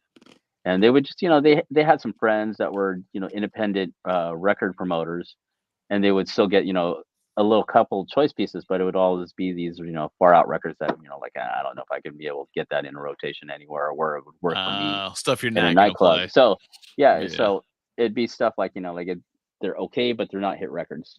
So you would go to where, you know, people had access, or the better, you know, record store. For me, like when I was playing a lot of these raves and house parties, you know, especially on the dancier side, you know, the records that you have to get the stuff from UK. You were buying UK records. You weren't waiting for all the American. import. Wow. Yeah, you were buying. Yeah, you were paying like $11.50 to, you know, whatever, you know, spending. I mean, I would drop at least $300-$400 a month, you know, just on records.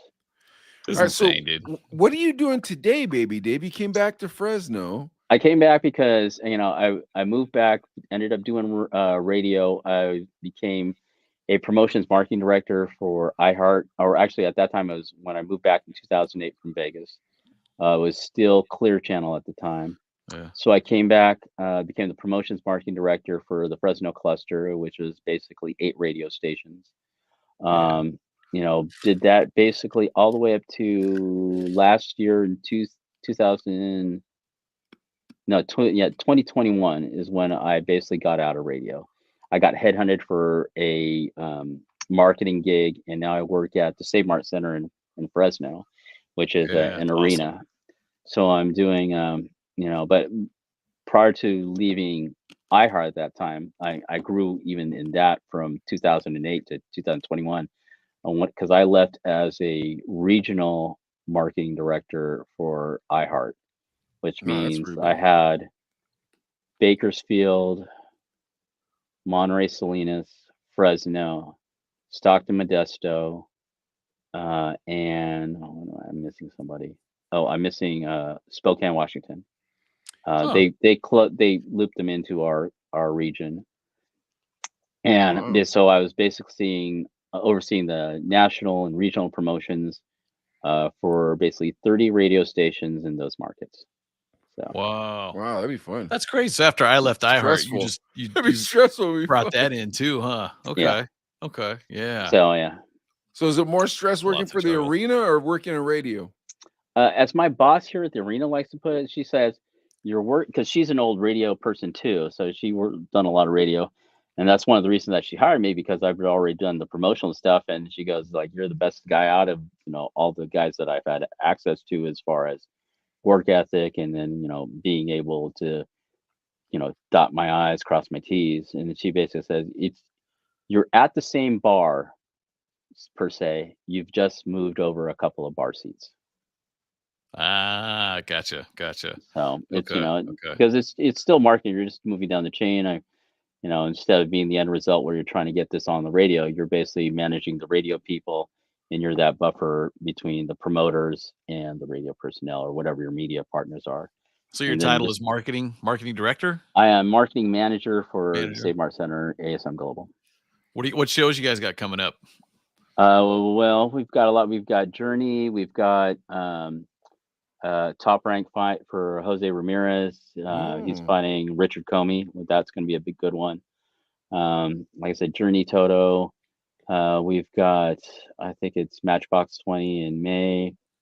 We just announced RBD, which is a huge Latin act. That's just Rebel we Day, literally RBD, right? Yeah. Okay. yeah. Yeah. But we're waiting for a lot of it's been a kind of a struggle for a lot of promoters, just because California is the way it is. California had the hardest COVID restrictions, and then when that ended, the gas thing happened, and so it just became inexpensive to bring a tour through California. Yeah. And then we're still waiting for country to kind of get out of the stadium business and try to get back into arenas. Yeah, because your arena holds 10,000. Depending on the configuration, end stage, they could do anywhere from about, I think, 10,000, or depending how you configure it, 10,000 people. If you do it in Okay. the round, I think we could get that number up to 13. Okay. Okay. Did you guys do the Ashanti Ja Rule? 2000s? We did. Something No, similar? that was downtown. That was at our other venue, Solent Arena. Oh, it's But selling. that, Okay. yeah. But we've worked with those guys, because I think we had that show in 2018. It's 2018 to 2019. Okay. Okay. But yeah. You still DJing too, or? Yeah. I Okay, still okay. DJ. I'm a vampire, man. DJing is one of those things where I could steal energy from a bunch of people, and so Yeah, good for you. and then so I do that.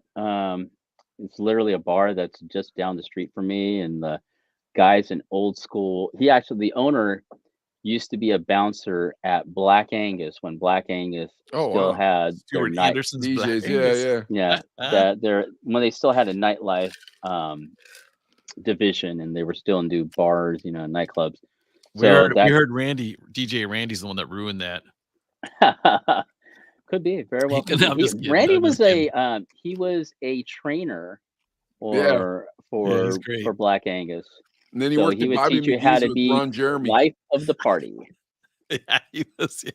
And once you saw I've seen their training manuals in the books, and the way that they structured everything was almost like radio, but to the fact of you can only play 3 songs from one genre, move on to the next genre.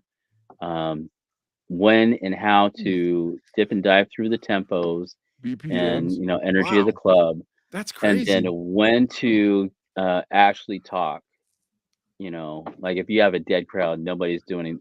Stop the music, engage the crowd, Oh figure wow, out that is like crazy. they had all these little tips and tricks of how to get a party started.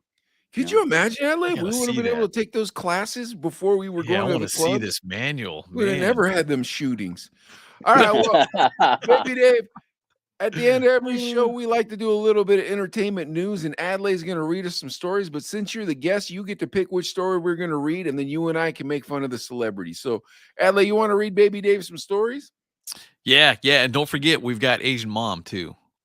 Just a heads up on that. Problem is, I haven't seen Asian Mom yet.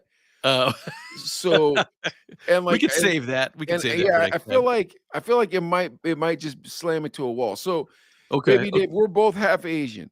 Adley Yeah. has a white dad. I have an Asian dad. He has an Asian mom. I have a white mom. So every week we play stereotypical videos about Asian parents. And then we ask each other, well, so 1 week it'll be Asian dad turn, every 1 week it'll be Asian mom turn. But remember when we were in the green room and I was like, this isn't going to work out right, and I was pretty frustrated about the video. I mean, we can run with it and see what happens, because here's the thing. Baby Dave has an Asian mom and an Asian dad. So like he can chime in with you on this one way or another. Should we do it or no? Baby Dave, we'll leave it up to you. How about that? If he's cool with it. Do you want to do Run Asian it. mom? All right, let's do Run it. it. Okay, let me just pull it up and I'm gonna share screen. So give me 2 seconds here. I hope this isn't like a I don't know if it's 14-minute gonna. video. I'm gonna hit share. It might start playing. That's the thing. Let's see. That's fine. Oh wait. Let's see what happens. Oh no. Okay, we're good. We're good. Okay, you guys ready? Yeah, I'm ready. You look like prostitute. Go put on pants. Do you have boyfriend? Don't change boy like you change t-shirt. Is he rich? Why you so dark? Is he the black guy? Why you go out every day trying to have sex? Why you go out you try to sell drugs? Why you like the black guy? I raised you all by myself. How many boyfriends you have? Don't forget your culture. I know you try to sex every day. So embarrass me. Why you eat outside all the time? Waste the money. Eat at home. Be good boy. Let's my baby. But honey, do for me. Honey, do for me. Honey, do for me. Honey, do for me. Do for me. Buy one get one free. Do for me. Confucius say, honey, it's cold outside. I already made dinner. They get the table ready. Eat. My son is so lazy. Is this your friend? So handsome. How come my son not like your son? Sit straight. No shaky leg. No elbow. My daughter so fat. So skinny. You need to eat more. Why you so fat? So fat. How many times I tell you, you're not my son anymore? You so respect me.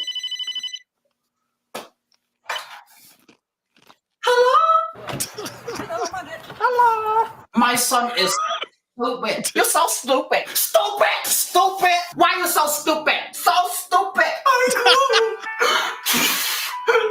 Hi. Hello, pretty princess. You don't like it here?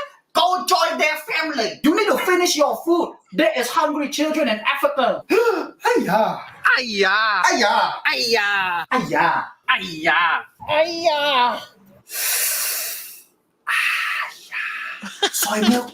Not the tiger bomb. The tiger bomb. I tell you, no boyfriend. What the hell are you looking at? Honey, is that your girlfriend? Hello? B is for bitch.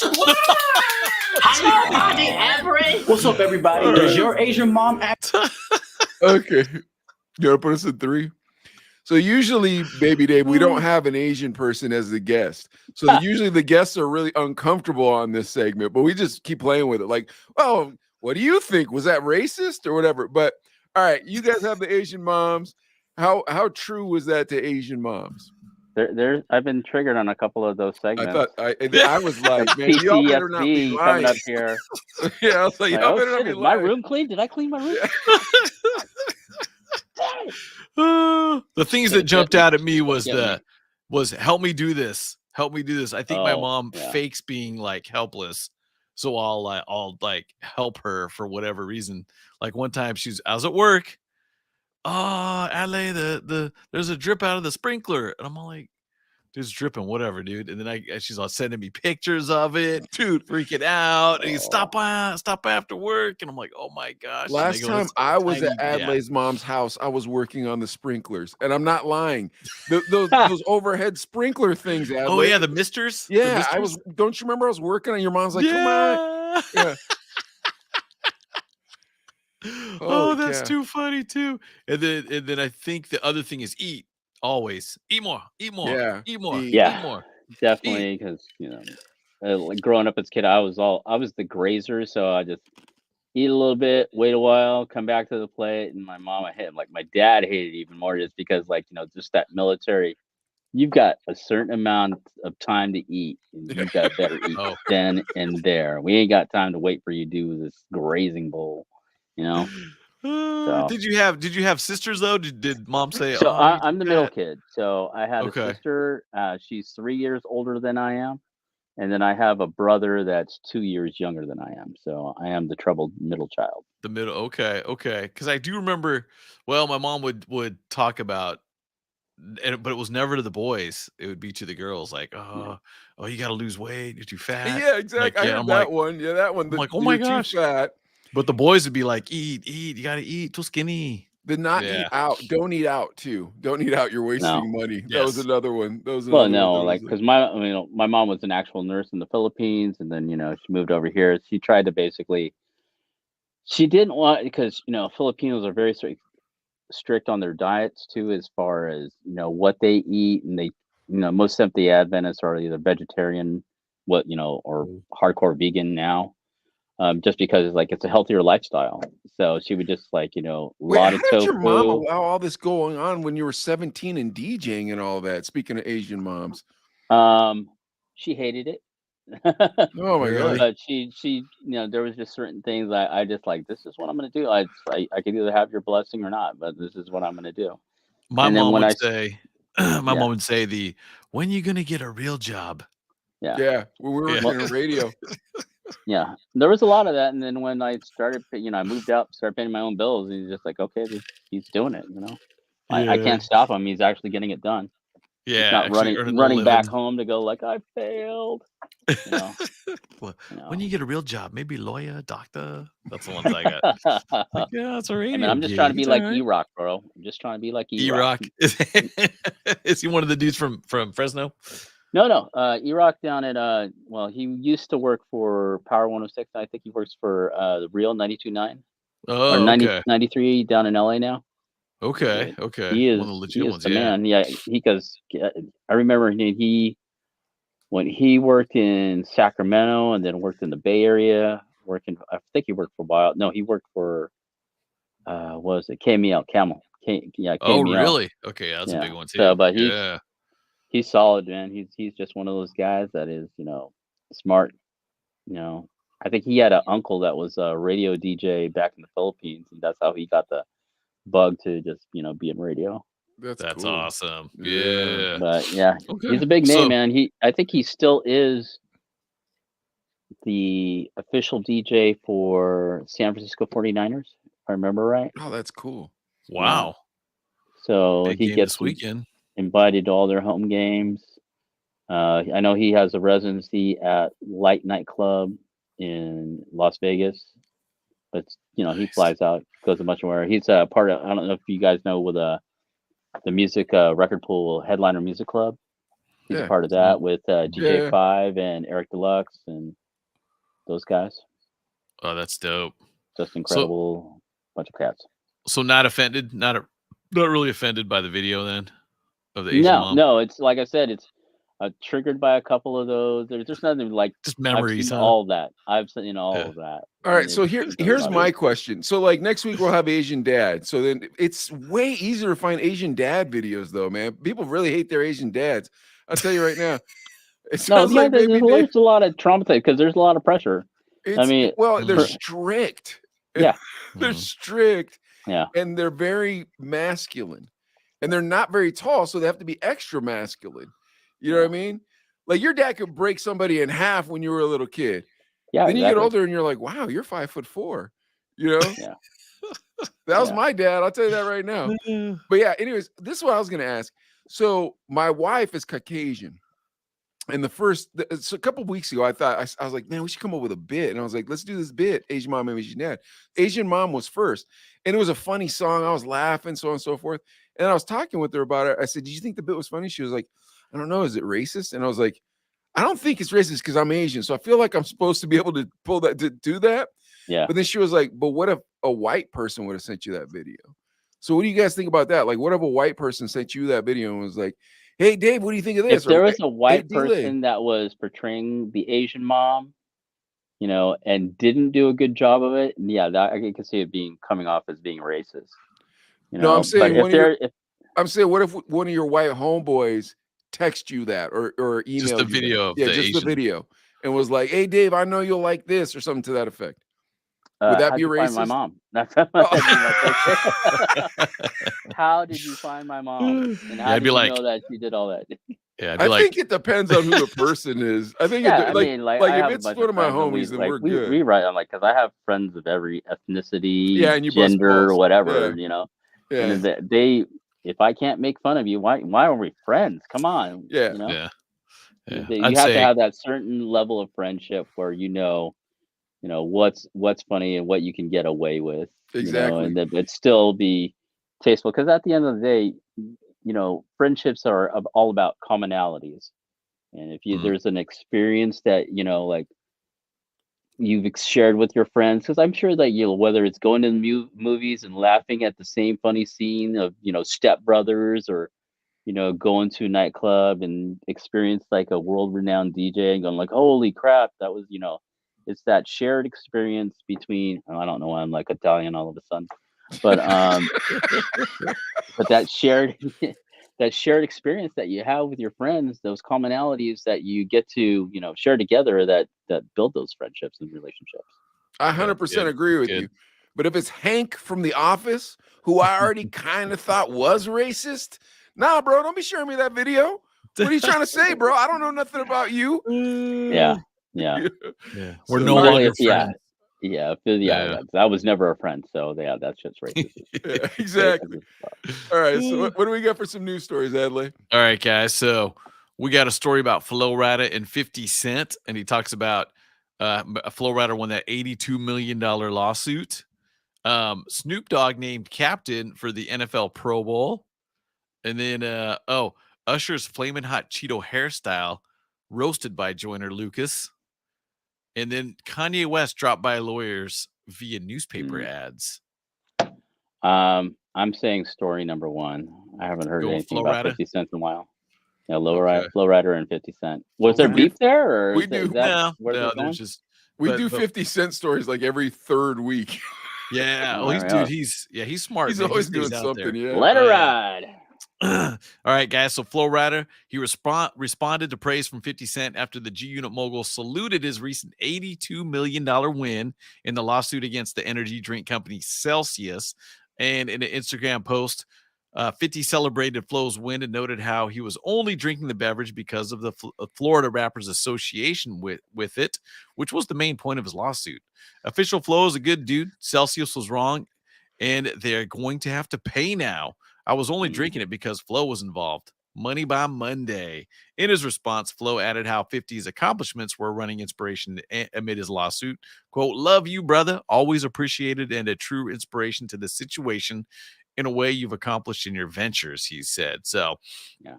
Flo Rida actually filed this suit against Celsius for allegedly cutting him out of profits. And then in an interview to discuss the situation on CNBC, the rapper explained that he felt popularized the product. He felt he popularized the product he got behind back in 2014, but had never seen the commission he was owed. So he actually won a lawsuit and got $82 million. Yeah. And 50 Cent's like, oh, good for you. At some point, I believe there was a contract there, and they just didn't honor the contract. Just ignored him, huh? That's what I'm wondering. It's like, is this just because that's the question, right? Is there a contract, or is it like your homeboy told you and he owns Celsius? You know what I mean? And you blew him up because you're a famous rapper. The Flo Rida,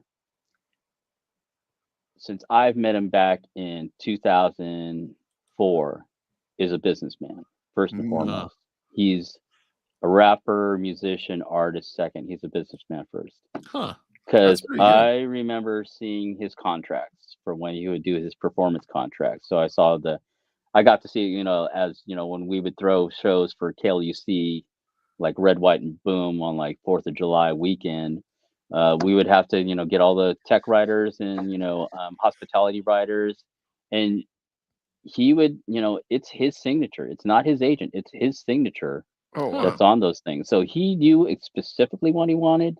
He knows what a contract is, and he knows smart enough to like pay me my money. Hey, baby Dave, I got a question for you. What's the worst rider you ever saw? I could tell you a couple interesting ones. Come on. Don't waste our time. Come on. I know. Well, it's just kind of like just interesting in the way it is. So, the most interesting one I saw was from Cyndi Lauper. I love Cyndi Lauper too, but go ahead. So she likes to be barefoot a lot, like all the time. That's her thing. Like if you ever seen her perform live, she's usually barefoot, and there's a lot of rugs on the stage. That's how it's comfort for her. That's how she does her deal. And she wasn't one of those pop artists that had a bunch of dancers or anything. She just usually was on the musician side. So in her hospitality rider, she would have to have freshly laundered towels on her dressing room floor. Freshly laundered. So she would arrive, she would basically they would tell whoever was at the venue, she's 5 minutes out, put down the towels. Wow. And then these are freshly laundered, so they're just out of the dryer. So they better be warm to the touch when she gets out of the car, gets to her dressing room, gets out of her chanclas or whatever, and then steps on that floor. Those towels better be there, and they better be warm. Wow. So that's the most interesting one I've ever seen. That would be everything else lie. is just weird food, weird food choices. And usually it's just like they have to have a certain brand of cheese or soda, which is like usually never sold in that region of the country. So you have to special order it or something. I have a friend that's been on the show, and he does security for shows and stuff like that. But then he'll also do security for artists, and they love him because he can pick up stuff off the rider because he knows Pittsburgh so well. So he knows where he can find everything. Yeah, but that's what they look. They look for guys that can be fixers. They say, in the industry, and that they're basically they can get you anything that you need or things that are hard to obtain. And he doesn't talk within either. legal reason. Yeah, he doesn't talk. Not really legal reason. But he doesn't talk, and he doesn't tell stories. But then he told stories on the Chino brothers, man. Security, like security is a whole different beast. It's a don't ask, don't tell. So I don't know nothing. I just work. But when he came on here, dude, he was talking all kinds of crap on that Machine Gun Kelly, huh, Adley? Oh yeah, he did not like that dude at all. So I don't know. But getting back to this Flow Rider thing, man, like, I think. Well, my thing is because I was thinking about how 50 said the only reason why I drink Celsius is because your Flow Rider was involved, and in my mind I was like, who gives a crap what you drink? And then I was like, oh no, you do give a crap what 50 drinks because it's going to be in pictures. You know what I mean? Yeah. And if he's drinking it, then all the kids are like, oh, that's the energy drink I'm supposed to drink. Yeah. Yep. Well, I've never heard of it. So I don't think I have either. I've never heard of Celsius. Maybe never it's been popular enough for me. Yeah. That's what I was thinking about. But Flow Rider got paid $82 million out of it because obviously good for him. It was selling. Yeah. Well, never hearing of it makes me wonder if they have $82 million. I'm like, dude, I've never heard of you guys. Where'd you get $82 million? That's a crazy segment of the beverage market where those. I mean, because what was it? It was even during the mid 2000s when when Red Bull basically became top dog, and then anybody was coming up with a energy beverage. Everybody, from Rockstar to Mountain Dew, Monster. Yeah. Everybody came out of the woodworks trying to be the next big thing as far as the energy drink market. Because Yeah. I mean, I remember like even in the mid 2000s, it became the powder or pill drops that you would put into a bottled water that kind of dissolved and had that same kind of it's like what Yeah. they basically built it as like all the energy, none of the fizz Junk. or anything like that. It was supposed to be if there was all marketed to college kids anyway. So I still like Yeah. Red Bull. I'm not gonna lie to you guys. I like Red Bull. I can't Although have it. I mean, it's just it eats away at your stomach lining. It's just not no, good I for don't you. drink it all the time. Not healthy. No, Like I not don't eat healthy. fast food. I don't Yeah, drink a lot. as you get older, all that stuff weight, Yeah, I know. not fun. But yeah, but I will have a Red Bull every once in a while. Like if I need a kick, I'll get a Diet Red Bull and just be like, here we go. And it tastes like a laser. You're just like, whoa, whoa, you know? Like, Yeah. I'm gonna try the "Ow." Celsius. I'm gonna try Yeah. the Celsius next time I go to the store, though. Nah, no, If you man. can find it, they Right. might be out of business already. Yeah, I'm not trying to support Celsius. They Yeah. try to front on Flow Rider, dude. And apparently Baby Dave knows this dude knows his business. Yeah, So As long as he's getting paid. If Flow Rider's getting paid, then I'll support. If they're not paying him, yeah, I won't drink it. Yeah. As long as they're Well, taking care hey of guys, Flow. I gotta actually jump because I gotta be somewhere at 8 o'clock and Yeah, I need yeah. to get out of the arena here. Is it, oh my gosh, it's already this late. I'm sorry. Baby Dave, thank you It's so about an much. hour. Yeah, thank you so much. The stories were great, man. No, Baby no, Dave, thanks for having me we're on. keeping in touch too, man. We'll keep in touch, and I'll get up to Fresno one of these days. Oh, for sure, And for sure. see what's had Yeah. to Nick Ashton for us. Will do. He's freelancing now. Right on. Yeah, tell him what's up, and take care, man. And let's stay in touch. Will do, man. Take care. All Thanks, right, guys. see you later, Baby Dave. Mike, you want to do the story still though? Yeah. Should we- Give me We another try to do the story. story.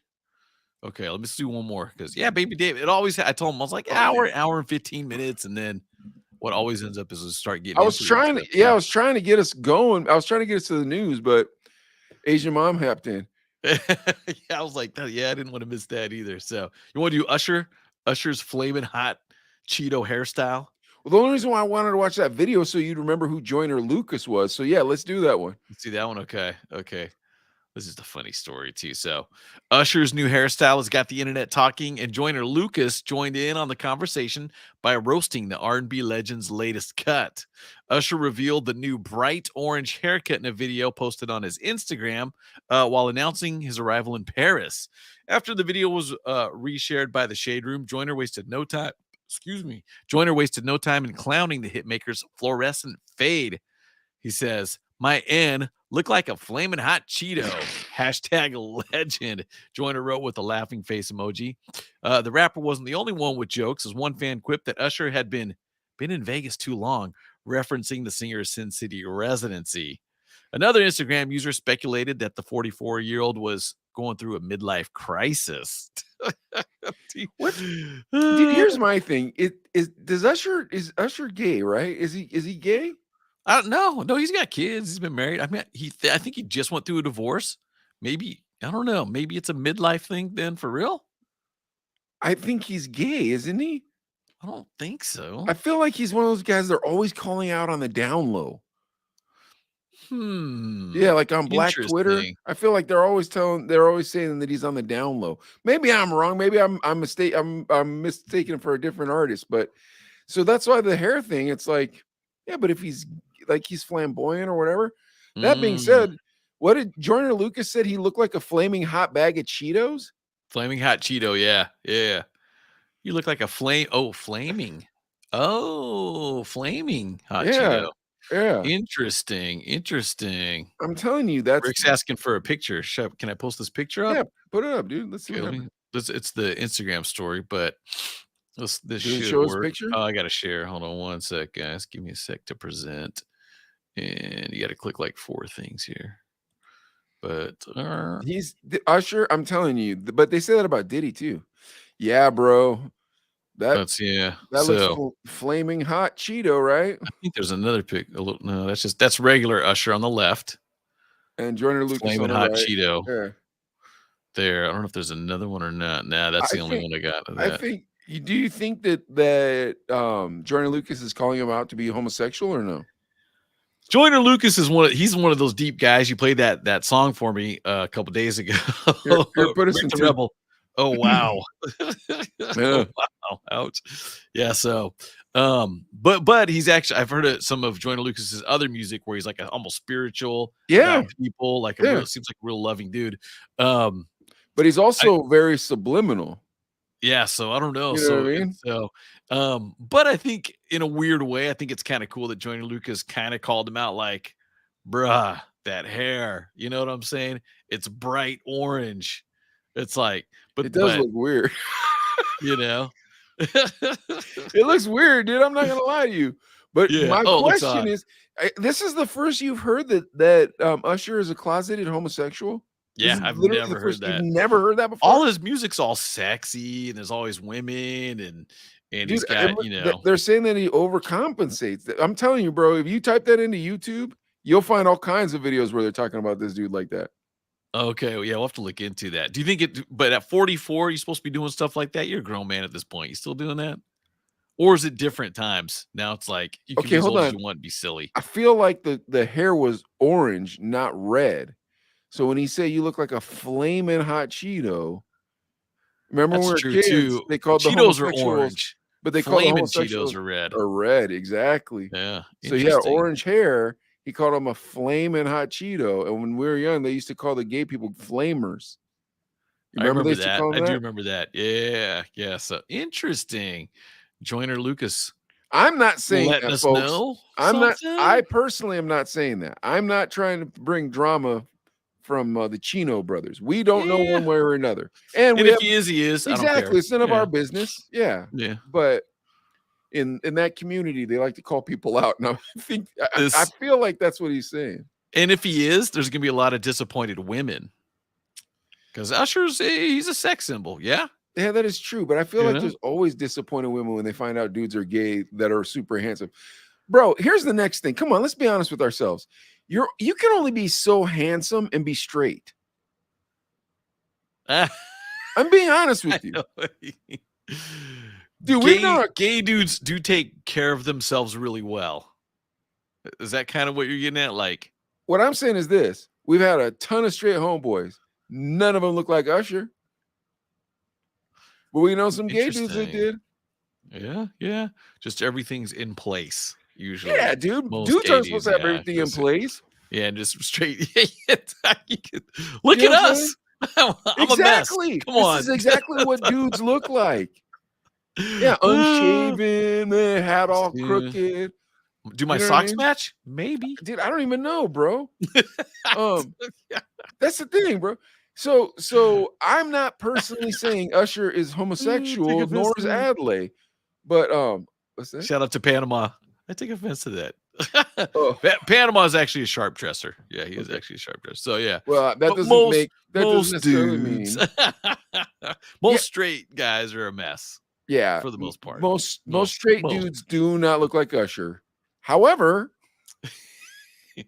most gay on the dudes other seem to have side, it together. they look like Usher. You know, They look like Usher, dude. Think about how many of those gay dudes that are all shredded and like they're in TV programs with the ladies they don't know, and they're heartthrobs to these ladies. Yeah, And it's like, man, you zero barked up the wrong fat. tree. Yeah. And we can say this too. We have gay friends, by the way. Just want to throw that out there. Right? Well, it's not that's not what allows us to say it. What allows us to say it is we're not making the rumor up. The rumor is out there. Yeah. We're not saying we're not making a judgment call on whether or not he's gay. That's between him and his God. We're only saying there is a certain look that homosexuals have that heterosexuals do not have, and that is perfectly groomed. Yes. Agreed on that. So we'll throw it out there. You guys can make your own decision. Whether That's Usher's gay. But Joyner Lucas said, looks like a flaming hot Cheeto. Interpret it how you want. But are we just interpreting it completely incorrectly? What if it turns out it's like, oh no, it wasn't Usher, it was Cisco or something. You know what I mean? Like, let me double check now. No, it's definitely Usher. Definitely Usher. No, I'm saying with the gay rumors. Like I mistake it. Like I'm like, oh yeah, but it's Cisco. You know what I mean? It's like they were talking about Cisco the whole time, but they were at the same age. I'm like, didn't you know this? Yeah, That's no, I'm too serious. funny. I'm 90% sure. It is Usher. you'll see it all over YouTube, dude. Like if you put like, down in the down low music business or something, just type that in, and there's just all these people, usually like extreme Christians that are trying to get you to stop listening to music, pretty much. Yeah. Yeah. So like, is Yeah. that really is he really? I don't know. Who knows? Who knows? All right, what's our last story to get us out Hey, of let's this do a quick shout awkward- out. Big shout out to Big Juan. What up, Juan? What up, homie? And of course Thanks for stopping in, dude. We said what's up to Panama too. Yeah. And I felt like I He missed said he one, took but offense if to the not- story. I'll let you interpret this. Polar Nights on Twitch. Love it. What is it? Love the Love men's it, cam, the yeah. perfect evolution of beard growth. And I was like, mine is a mess. Both of us. Yeah. I'm a look at mess that. right now. Thank though. you. Thank you. I think that's a good thing. Polar Nights. Yeah, shout out to you too. So thanks, The man. perfect evolution of beard growth. Look at that. I think she's talking to you, Adley, because you've been working on that beard for a little while. Oh yeah, remember for Halloween I had to shave all this I off, and it's know. finally getting to where it's back to Pal- like normal. Palom, what is? How do you? Polar Nights. Polar Nights. Thank you for stopping in and watching. Yeah, we the Chino appreciate Brothers, that. Thanks. because we never even remember that we have Twitch until we. But we love all our fans and on Twitch. Anywhere, too, all of Twitch. them, everywhere, all the time. On Yeah. Clapper, on Truth Social, which Adley's the only one on there. Truth. On, just kidding. All right, what's our next? I what's our have it. next- I've never made a profile though. I'm downloaded like, I downloaded it too, and then It's you like- it's kind of like downloading like a dirty pornography app. You're like, am I supposed to open Yeah. this? You know what I mean? Yeah, Like, and then it's like, okay, you got to answer all these questions. And I'm like, dude, I just want to read all the crap that's on there. That's And then you that's kind of don't. gonna make me laugh. And then I- then I'm like, this is too much effort. Well, because then the next thing is, who's on Truth Social, bro? If you want to see a wild, crazy zoo house, you know what I mean? Kind of do though, but I kind of Every prepper, from the outside. every polyamorist, every weirdo is on Truth Social, dude. I don't need to see Yeah, that. I kind of I'm want good to with see it now. Facebook. I'm good with No, Facebook, YouTube, and TikTok. But All right, it's one more more story. effort. It's more effort for me. I'm like, that's too much effort to set this up. I don't even know what that last story was anymore. it was Was it about the Usher. Snoop Dogg That's and right. football? Okay. Oh yeah, Snoop Dogg, football, Kanye West, lawyers. Dude, the Man, I wanted Kanye Baby West. Dave on I was hoping he'd pick the Kanye, or we could have kept. him Yeah, for a let's do few the more Kanye. minutes. But let's talk about Kanye. Yeah, a let's do little the bit Kanye, here. and then we'll send off. And okay. So Kanye West, he's dropped by lawyers via newspaper ads. So they didn't call him. They didn't get in This is touch the with most him. insane thing I've ever They heard, just folks. threw an ad up, which is To all which you is guys nuts to watching, think. this is the weirdest thing I've ever heard. Yeah, so Kanye West lawyers have announced they've cut ties with the superstar, the turbulent superstar, through newspaper ads after not being able to contact him. So they couldn't get a hold of him. Now, the law firm Greenberg Torbeek has reportedly taken out a pair of ads in Los Angeles newspapers to publicly renounce their association with Kanye. The move is described as a multi-pronged approach designed to apprise him of the withdrawal order, which would finalize him being dropped as a client. Basically, nobody wants anything to do with Kanye at this point. Not even his lawyers. Yeah. He pays the lawyers. That is bananas, dude. Yeah. It blows me away because, lawyers, I feel like lawyers Are scumbags. they're always ready to take your money. Yeah. They'll try to talk you out of giving them more money, however they're going to do it. So to let go of a big client like Kanye, well, he was worth $1 billion. I don't think he's worth that anymore. And they're probably on retainer. Well, I was thinking about two things. I was thinking about you had to have a lawyer, and if you can give us kind of a ballpark of how much you had to spend on it. I'm going to say, they just said they tried to call him. Oh, okay. No avail. Wait, hold on. So- Wait. And then my second thing I wanted to say is this. We should start addressing that we have an audience more often, because Mr. Beast does it. They'll be like, hey, you guys out there watching us. We never do that. I always forget that people are watching us. I think you and I are just Oh. on a Skype call. I was going to say, hey, you guys watching, let us know if you think Usher's gay or not in the comments. But then I'm thinking like, well, maybe not. I think he's Is gay, that too though. much? I thought he was gay. Put in I the don't care comments they if put you it in the guys think he comments. is or not. Yeah, I think he is gay, though. I'm pretty sure that maybe he's not gay. Drop an eggplant if he's gay. A peach if he's not, right? All right, so Kanye's lawyers dropped him. This is so, and dude, think about this, okay? When you got divorced, Yeah. like, did you give like a chunk to the lawyer at first? Oh, yeah. and then you had to keep paying him. Dude, if the lawyer and a crack dealer is the same thing. The first time is free. You know what I'm saying? Then after that, it's like, no, you got to pay, bro. Well, you just scared me half to death. Like I'm gonna. How much? Like, would there be times you forgot you were supposed to cough up, and you'd be like, "Oh man, I didn't budget this properly." Did that ever happen? Yeah, there's times when I'm like my money's out and she's got to write a letter to the court. She's all, no, it's gonna sit right here on my desk until you bring over another couple of G's or whatever.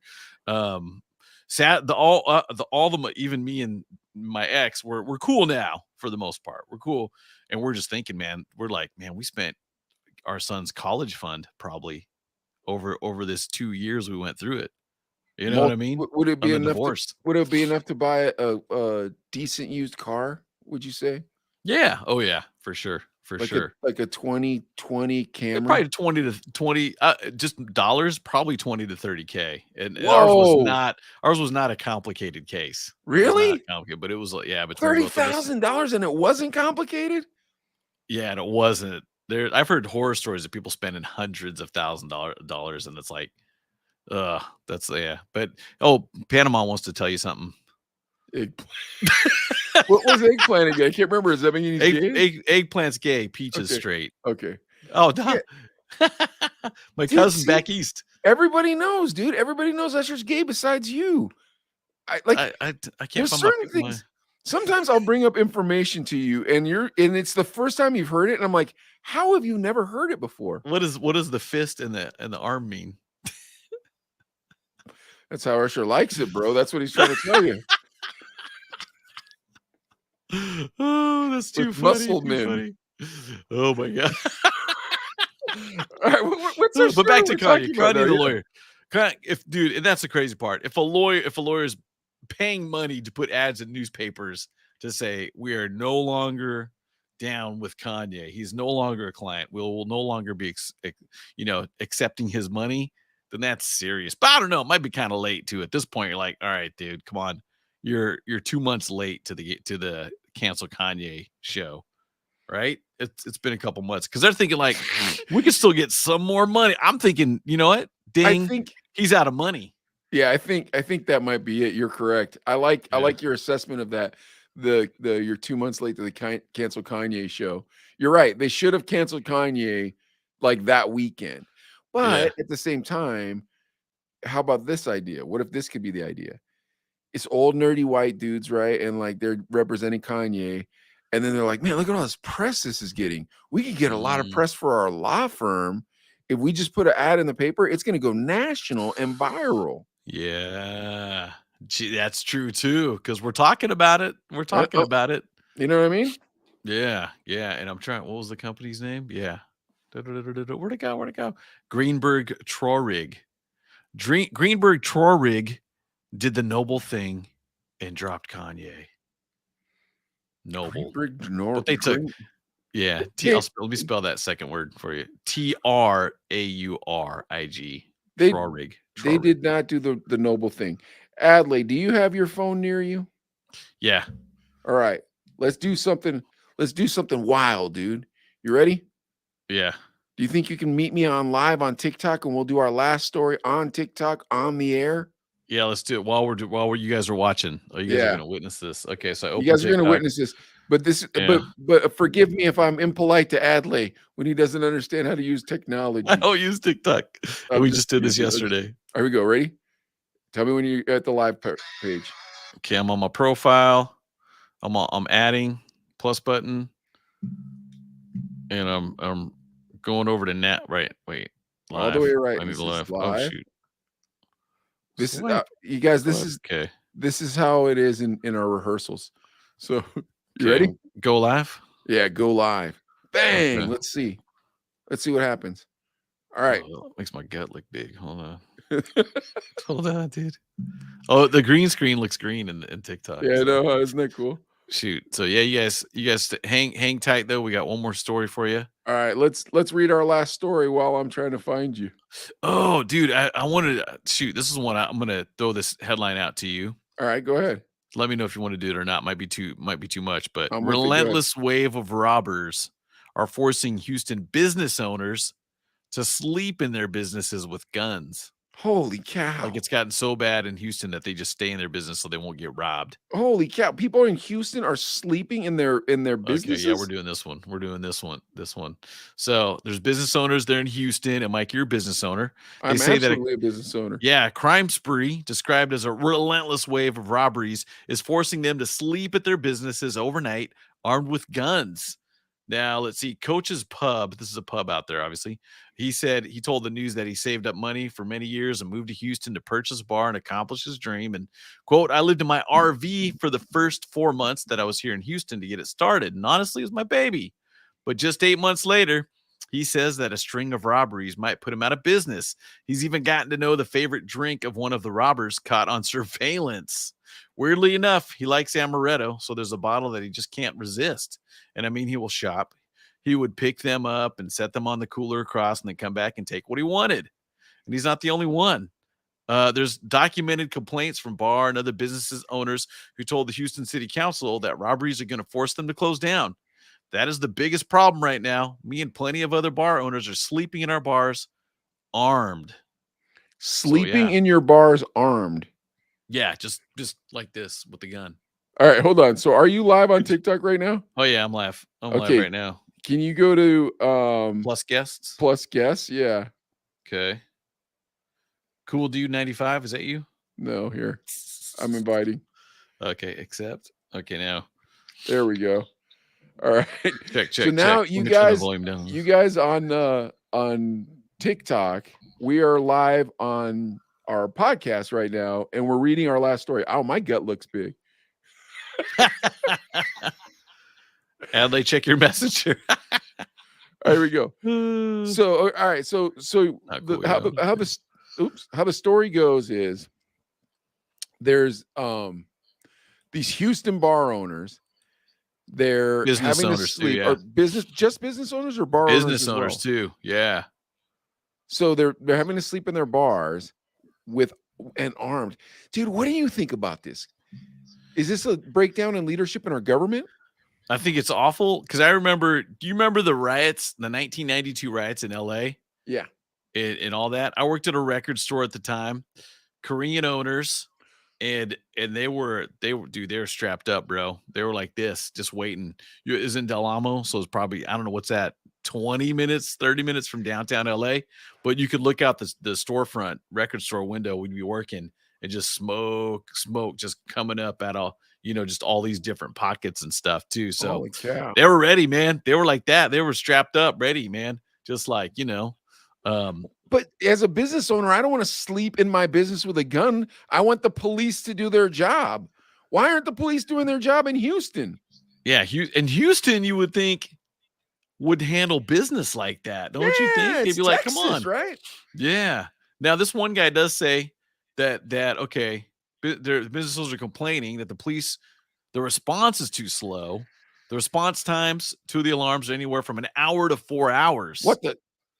So one guy says, hey, the police aren't responding quick enough to robberies. And he says, I love police officers, but I think if we don't pay attention to the smaller problems, they become bigger problems. These guys that robbed the place, they're in and out in 15 minutes.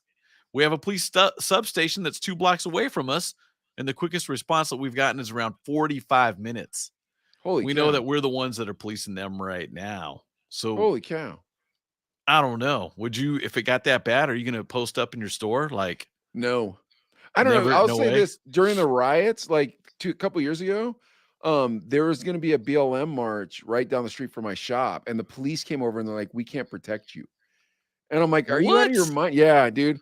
So like we went and got a bunch of wood, boarded up the windows, and I bought a bunch of extra pepper spray or bear spray.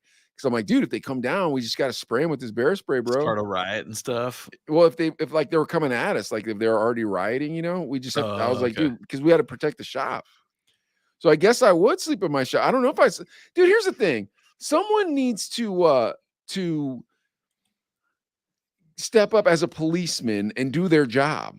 Like dude, I see this in California all the time where they're robbing everything. And then when you go to the store, everything's behind the plastic in California. Yeah, it's still a lot like that. Yeah, I was at a restaurant today and they still had the plexiglass screen. No, I'm not even talking about the COVID thing. I'm talking about like if I Oh want to get yeah. razors and I'm at Walmart in California, I have to get somebody to help me out because there's Yeah. so much theft that every single thing is behind a plastic thing. Dude, I needed an inner tube for my bike, just random. It's locked up now. When one of those things, you push the button for service, ding.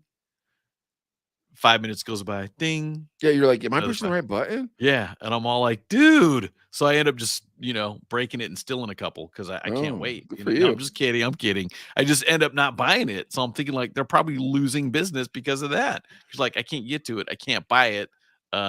So it's a lose-lose in that situation. Either it gets stolen or it doesn't get bought. So either way, they're not making money. These guys are saying even the break-ins too. This guy's saying like, okay, they broke into my place, so many times. He said, I've spent around 100 grand between the amount of money that it's taken to repair, the amount of bottles that they're taking, Oh my and gosh. and then obviously the money that they're taking too. So it's like I can't afford to repair it anymore. So what's that do to a neighborhood when it just kind of falls apart, Dude, looks you just have to unkempt? bail. You just have to. I'll tell you exactly what would happen. If I got to a place where I thought I was going to be robbed like that, I just moved my shop. I wouldn't stay. Now, what if the guy broke in while you were armed and sleeping? Can you shoot him? I have no idea. I would assume yes, right? Tell us in I the know a comments there personal on TikTok, residence. you guys, if they could shoot them, and you guys in the comments here, I don't know if you could shoot them or not. I feel like in California, if they come into your home, You can shoot them. you can shoot them, but a business, I'm not sure. I'm really not sure. So even with the gun, what are you gonna do? You know? I don't know. Let's see. I'm trying to That's why see if you there's any need more. pepper spray, dude. You need all that non-lethal stuff, bro. You know what I mean? Like the tasers and all that. Yeah, or like remember they have the guns and it shoots out a net and Yeah. captures them? Yeah, you Maybe need something like that. that. Yeah, because I don't know, dude. I'd feel like, yeah, you'd want to hurt. You've been robbed before. I haven't been robbed. I've been Sucks. burglarized. Or no, I have been robbed, not burglarized. Wait, What's the difference? one is you're home, the other is you're not home. I was the one I've had my Oh, house robbed when I wasn't home, but okay. Dogs, yeah. yeah, you Rick gotta the get Rebel said keep dogs. dogs. That's not a bad. Even a dog, a small dog that just barks, would scare people. Yeah, okay. So I've been broken into, and they took stuff from me, Mhm. and I remember I was angry. I got my Oh, car yeah. stereo Oh, jacked, yeah. and We feel so violated, you know what I mean? yeah. You So just I wanna feel like murder somebody. yeah, right. If you caught him in the act, you'd probably want to beat him up, right? Do you remember when I got my car stolen at The Rock? Do you remember that? Sorry, I shouldn't laugh, but it's funny now. But I remember Yeah. you were Oh, yeah, pissed. I was pissed. You were But fuming, man. It yeah, but was a sweet ride too. my it was the tater tot. My alternator didn't work in the car, and, Oh, so right, they yeah. only got so far, and then the car died. Well, and here's was Mike's security plan. All right, I'm gonna leave it started, and I'm gonna have a 16-year-old intern keep an eye on it. Right, that was the night it Yeah, got it was taken, right? exactly it, yeah, and then I went in the van, I was like, "Malix, what happened to my car?" He's like, "Oh, that was your car?" I was like, "Oh, man." But then the cops called me on the radio. I was working a shift that night, and the cops called me and told me they found the car. Yeah, it was only like 2 blocks away when the Yeah. guy's like, "Okay, I'm not getting any chicks in this car." It was the Ford Festiva, right? That's right, dude, and Or then they Fiesta stole all Festiva? my CDs out of the car Oh, except for that the sucks. rock CDs. I had a whole What does bunch of that hip tell hop you? CDs, and then, like, yeah, and then I had, like, The Offspring and, like, because record reps Blink would bring 182. me they'd always bring me alternative rock records. Okay, okay. Yeah, when they take me out to lunch, they'd be like, "Hey, dude, you like alternative rock rap?" Like, "Yeah, dude," or punk, "Yeah, dude." So they'd always lace me up. Yeah, when that dude stole my car, bro, Jay-Z You was were so gone. mad. What Yeah, did Malik DMX was say? gone. Well, because Malik was in charge of keeping an eye on it. Did you I mean, think the guy getting in the that was car? kinda mean to do that to Malix in the first place, because like, he was sitting in the van, and he was sitting in the van with Sean. Like, I don't even know why Sean was with this dude from Too Strong. Oh, okay, Sean, I was thinking hated. But, oh, Yeah, came in Sean from the Too van. Strong was hanging out with us for some reason, and That's then we were driving back in the van, and Sean was like, "I don't know what kind of idiot wouldn't watch your car when he's supposed to, man." Like, he was just I saying was all this kinda mean stuff. clowning He Malik's. was being real mean. Poor Malix, he wanted to cry. I felt bad. I was Oh, pretty mad yeah. at him, though. Yeah, but I don't know. I'm just thinking he probably didn't want to do that. Yeah, It's who'd want to sit there and watch my ugly car, like the nerd car? Hey, Alex, here's the thing, dude. My alternator don't work, so I'm just gonna keep it running while me and Adelaide DJ. What kind of foolish idea for was 2 that? hours. We're gonna Yeah. be in the You're there for 4 hours, gonna dude. run, dude. Oh, Yeah, that's that was too a foolish funny. idea. It's Oh like, bro, my why don't we gosh. just ask a record rep to pay for my car Yeah, repairs, $100 man? for the alternator. Or you could have got 2 keys, one to keep it started, and you could lock it, and then just maybe unlock it with the If I keep it had the locked. money for 2 keys, I would have bought the alternator. I don't know 2 key money, bro. What was I, a baller? Makes for a good story. At the time, though, it sucked, but it's funny now. Yeah, at the time it was horrible, but now that we're telling you the story, I mean, like now where it's like, dude, I'll tell you something right now. So I can't remember how long ago it was, but it wasn't that long ago. I parked like so in Pittsburgh, you just park on the wrong side of the street all the time and nobody thinks about it. Park up on the curb, everything, right? So I parked the wrong direction, but I didn't realize I was parking in a handicap spot. Oh, yeah, they don't play. Yeah, so I got up the next day and my car was towed. This is probably 3 years ago. So I was like, oh man. So I called Uber. They took me up there. I got up there. I had my company card, so I was going to pay the fine with that. And then they didn't have my insurance card. So I was like, hold on. So I called Sherilyn and she's like, oh, it's in the glove box. It had her name on it. But then our insurance company emailed them like almost immediately with my name on it. Oh, And I cool. thought to myself, this was just a 15 to 20-minute inconvenience. And as I was thinking that to myself, the guy to the left of me was like, I really need my car, man. I just really need my car. I understand, man. I shouldn't have parked there, but I really need it. And I thought to myself, man, that would suck so bad. Like, and I remember those days when you didn't have the money to get your car out of hock, you know? Or couldn't But pay registration. oh You're just yeah. looking over your back all the time, over your shoulder, like, oh, please don't pull me over. Yeah, all that time. Yeah. Dude, oh my gosh, that's crazy. But I don't know, man. If you move to the city because you hear how great it is, you invest all your money into building the shop, and then they just keep taking from you and keep taking from you and keep taking from you. Whoa. I think eventually people are just gonna rise up, dude. I think eventually people are Yeah. just gonna be like, I'm done, you know. Yeah. And So Houston, it's Texas. It's an open I carry feel state, yeah, I feel right? like they can carry guns there, right? Yeah, it's Texas, dude. It's gotta be. It's gotta be. But at some point, you just gotta be like, dude, I'm done. I'm done. I'm just, setting up booby traps. Setting up booby traps in my five and dime or whatever, like just a general store type thing. Dude, I You saw know? these crazy booby traps on YouTube, and they're legal in all 50 states, and you don't have to have a permit for them. And there's just little things that have a firing pin on them, and you put a shotgun shell on the other side of it. Also, you actually shoot the intruder and it's Yeah. legal. I mean, I don't know you're supposed to shoot the intruder, but it's like this.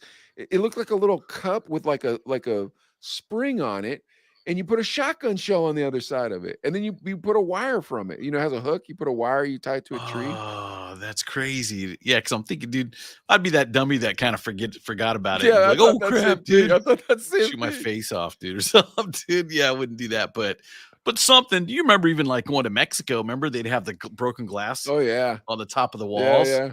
You're like, ooh, because that can't be legal here. I can't imagine a lot of things in Mexico are legal here, but that definitely not. All right, you guys, we're gonna wrap this up, but I Yeah, want I to tell gotta you guys poop. one last story as we're wrapping up because Adley brought up Mexico. I remember one time me and Adley went to Mexico and I was filming and he looked at the camera and he goes, hey, over here in Mexico, they have Viagra, which is what we call Viagra. And I just took a sample pill. I'll tell you what happens in 45 minutes. All right, you guys, follow us on TikTok, follow us on Instagram, follow us on YouTube. We're at 9,500. We're at like 3,200 on TikTok. And for all you watching us on TikTok right now, thank you so much for watching our last news story. And now you see that we have green screens behind us. All right, we'll see you on the next one, you guys. See you later. Boom. End.